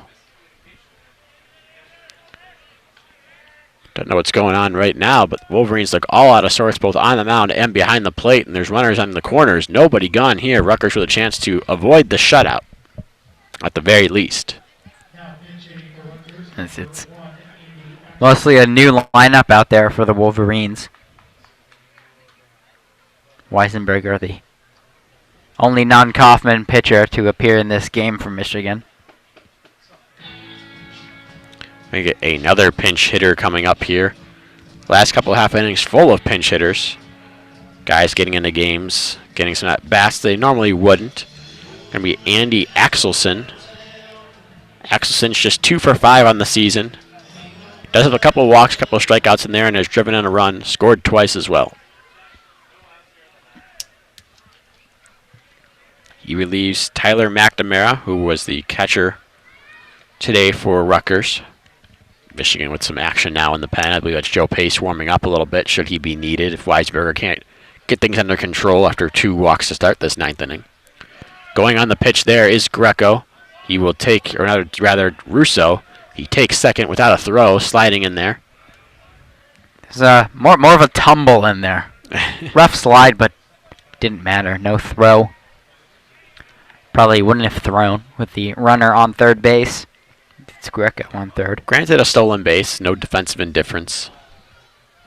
So 2 runners in scoring position now for Andy Axelson.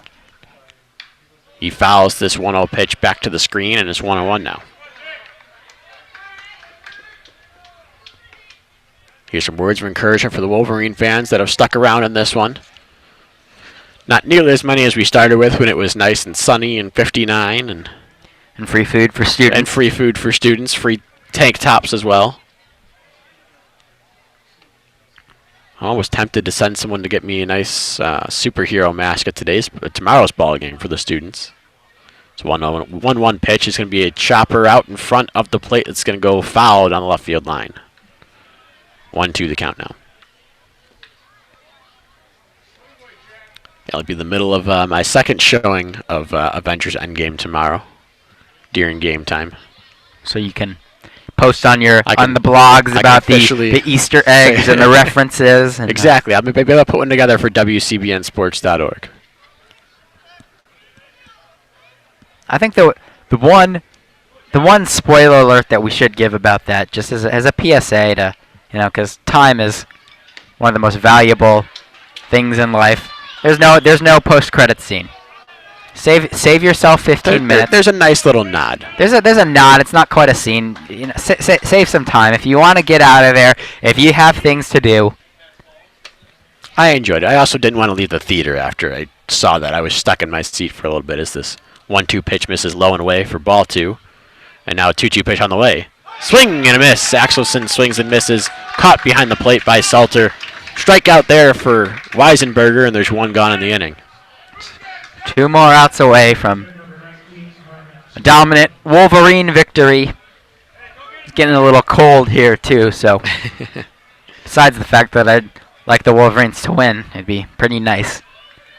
Pretty nice to get the next 2 outs, but it always is an honor to be here and to call Michigan Wolverine baseball here on WCBN, the official student voice of Michigan athletics. So after the last 7 hitters combined between the two teams have been pinch hitters, we get Carmen Sclafani who stays in the ballgame, and he swings and misses at a good breaking ball from Weisenberger in the dirt. 0-1's the count. Sclafani, a rough day so far for him, 0 for 2 with a couple strikeouts, one each variety, looking and swinging. Also was hit by a pitch in the middle there. So you got on base, but also the most painful way to get on base, in addition to your couple strikeouts. He stands in there with the bat just about horizontal over his right shoulder. 0-1 pitch just misses low. Thinking about swinging there was Sclafani, but he did not pull the trigger. The count's going to be 1 ball, 1 strike. On the third baseman for Rutgers, that's made some sterling plays over there at the hot corner. It's certainly been an eventful day for both Michigan and Rutgers third baseman. 1-1 pitch, called, strike on the inside corner. Sclafani thought about pulling the trigger again there. Probably wouldn't have done anything more than muscle it in off the hands.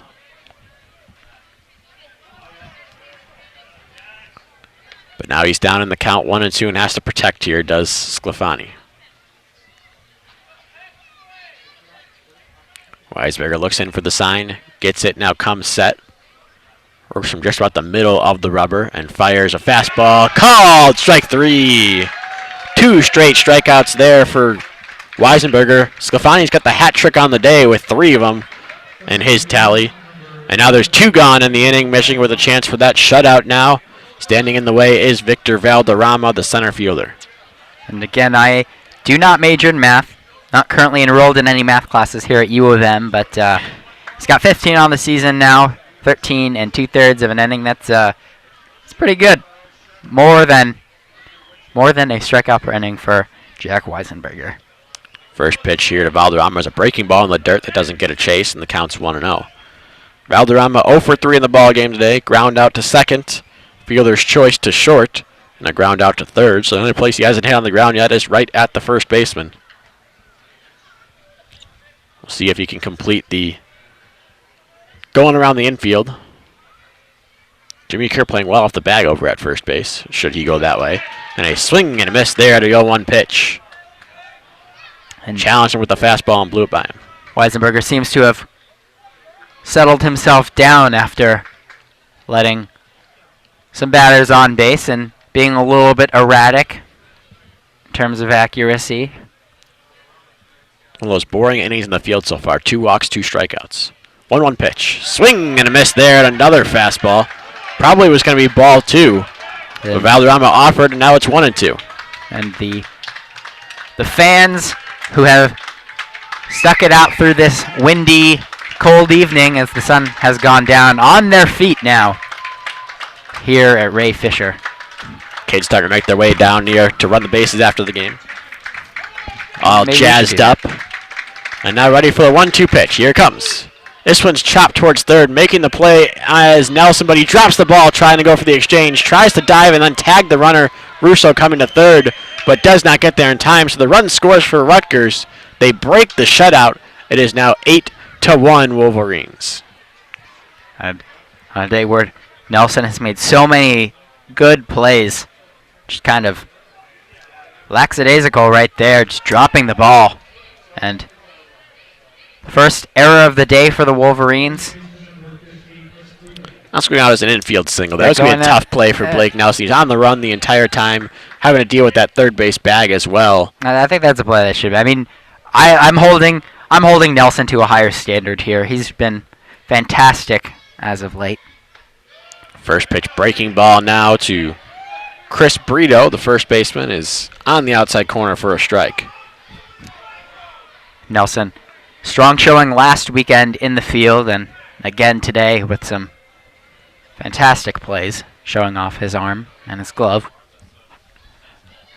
1-0 pitch as the runner is moving from first. He'll take second without a throw, and the 0-1 pitch is a strike. Now 0-2. And Weisenberger hitting the same spot twice in a row.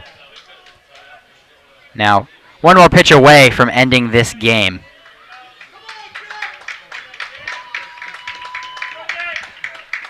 Weisberger comes set. 0-2 pitch. Breaking ball in the dirt. Stopped by Salter behind the plate. The count's going to go to 1 ball and 2 strikes now. Officially a defensive indifference there. Not granted a stolen base was Valderrama, as no one even attempted to cover the bag out there. I think he's going to strike him out right here, Falco. End the game on a high note. Weisberger comes set. Now 1-2 pitch. This is a ground ball through the left side for a base hit. 1 run's going to score. Valderrama's around third. He's going to score as well. 2-run RBI single from Chris Brito. And now it's 8-3 Michigan. And I might not have correctly predicted that strikeout, but I think I did predict ending the game on a high note. Rutgers getting on the board. Nice RBI single right there. And you said at the beginning of this inning, just trying to make a little bit of noise that they have done. Putting 3 on the board. There are still 2 outs in the inning, so Michigan just 1 ground ball away from getting out of it, perhaps. Garrett French takes his second at-bat of the day. His first one was a ground out to third base back just last inning in the 8th. Taking the first pitch fastball high and inside. It's 1-0. French now 1 for 15 after the ground out this season overall. 1-0 pitch. High fastball again. It's 2-0. Fans getting a little antsy here. Weisenberger started off the inning allowing a couple walks. Both of those have come across to score. Shows you the pain of giving up walks. 2-0 pitch on the outside corner for a strike, 2-1. And so far this inning, he's relied on that outside corner, getting the calls, getting the strikes he needs to end this game. He comes set now, not really checking the runner at first, but being held on is Brito over there. And the 2-1 pitch on the outside corner again with the 2-seamer it looked like on that one. And it's 2-2. Once again, another chance for Weisenberger to end the game. Last 2 batters, he's had 1-2, resulted in a couple RBI singles. Well, you know what they say, Falco, 3rd time's a charm. Coming set is Weisenberger. The pitch. Called! Strike 3 at the knees. Not happy was French there, but Weisenberger ultimately strikes out the side in the 9th, but not before Rutgers scores 3. Doesn't matter in the end, though, as this ball game is officially over. Michigan wins by a final score of 8-3, and really it was the Michigan offense early on that put them ahead, and Kyle Kaufman doing a great job that really sealed this game early on, it seemed like. Oh, he was so good today. Really didn't put himself in any trouble whatsoever, working quickly, efficiently, and at least for his statistics doesn't have any blemishes on that peachy ERA of his. He's been great lately, moved into this new role as the Friday starter, does not disappoint. Jordan Brewer in his first game back hits a bomb. The top of the lineup for Michigan intact once again and swinging for the fences. Dynamite today. Officially 8 runs on 14 hits for Michigan, no errors. Rutgers 3 runs on 4 hits, 2 errors. Winning pitcher is Kyle Kaufman. He moves to 7-3 on the year. Harry Rutkowski, the starter for Rutgers, will take the loss and drop down to 2-4. No save recorded. Game time 3 hours and 2 minutes. And that's going to do it here for us at WCBN Sports. Austin, Falco, Alex Shee, happy to bring you all the coverage. Make sure you tune in for the coverage all weekend long. 2 o'clock start tomorrow, noon start, both those times Eastern, that latter on Sunday. So from Ray Fisher Stadium here, once again, your final score, Michigan 8, Rutgers 3. They take the first game of this 3-game series. We're going to wish you a good night, and as we always do here at WCBN Sports, a Go Blue.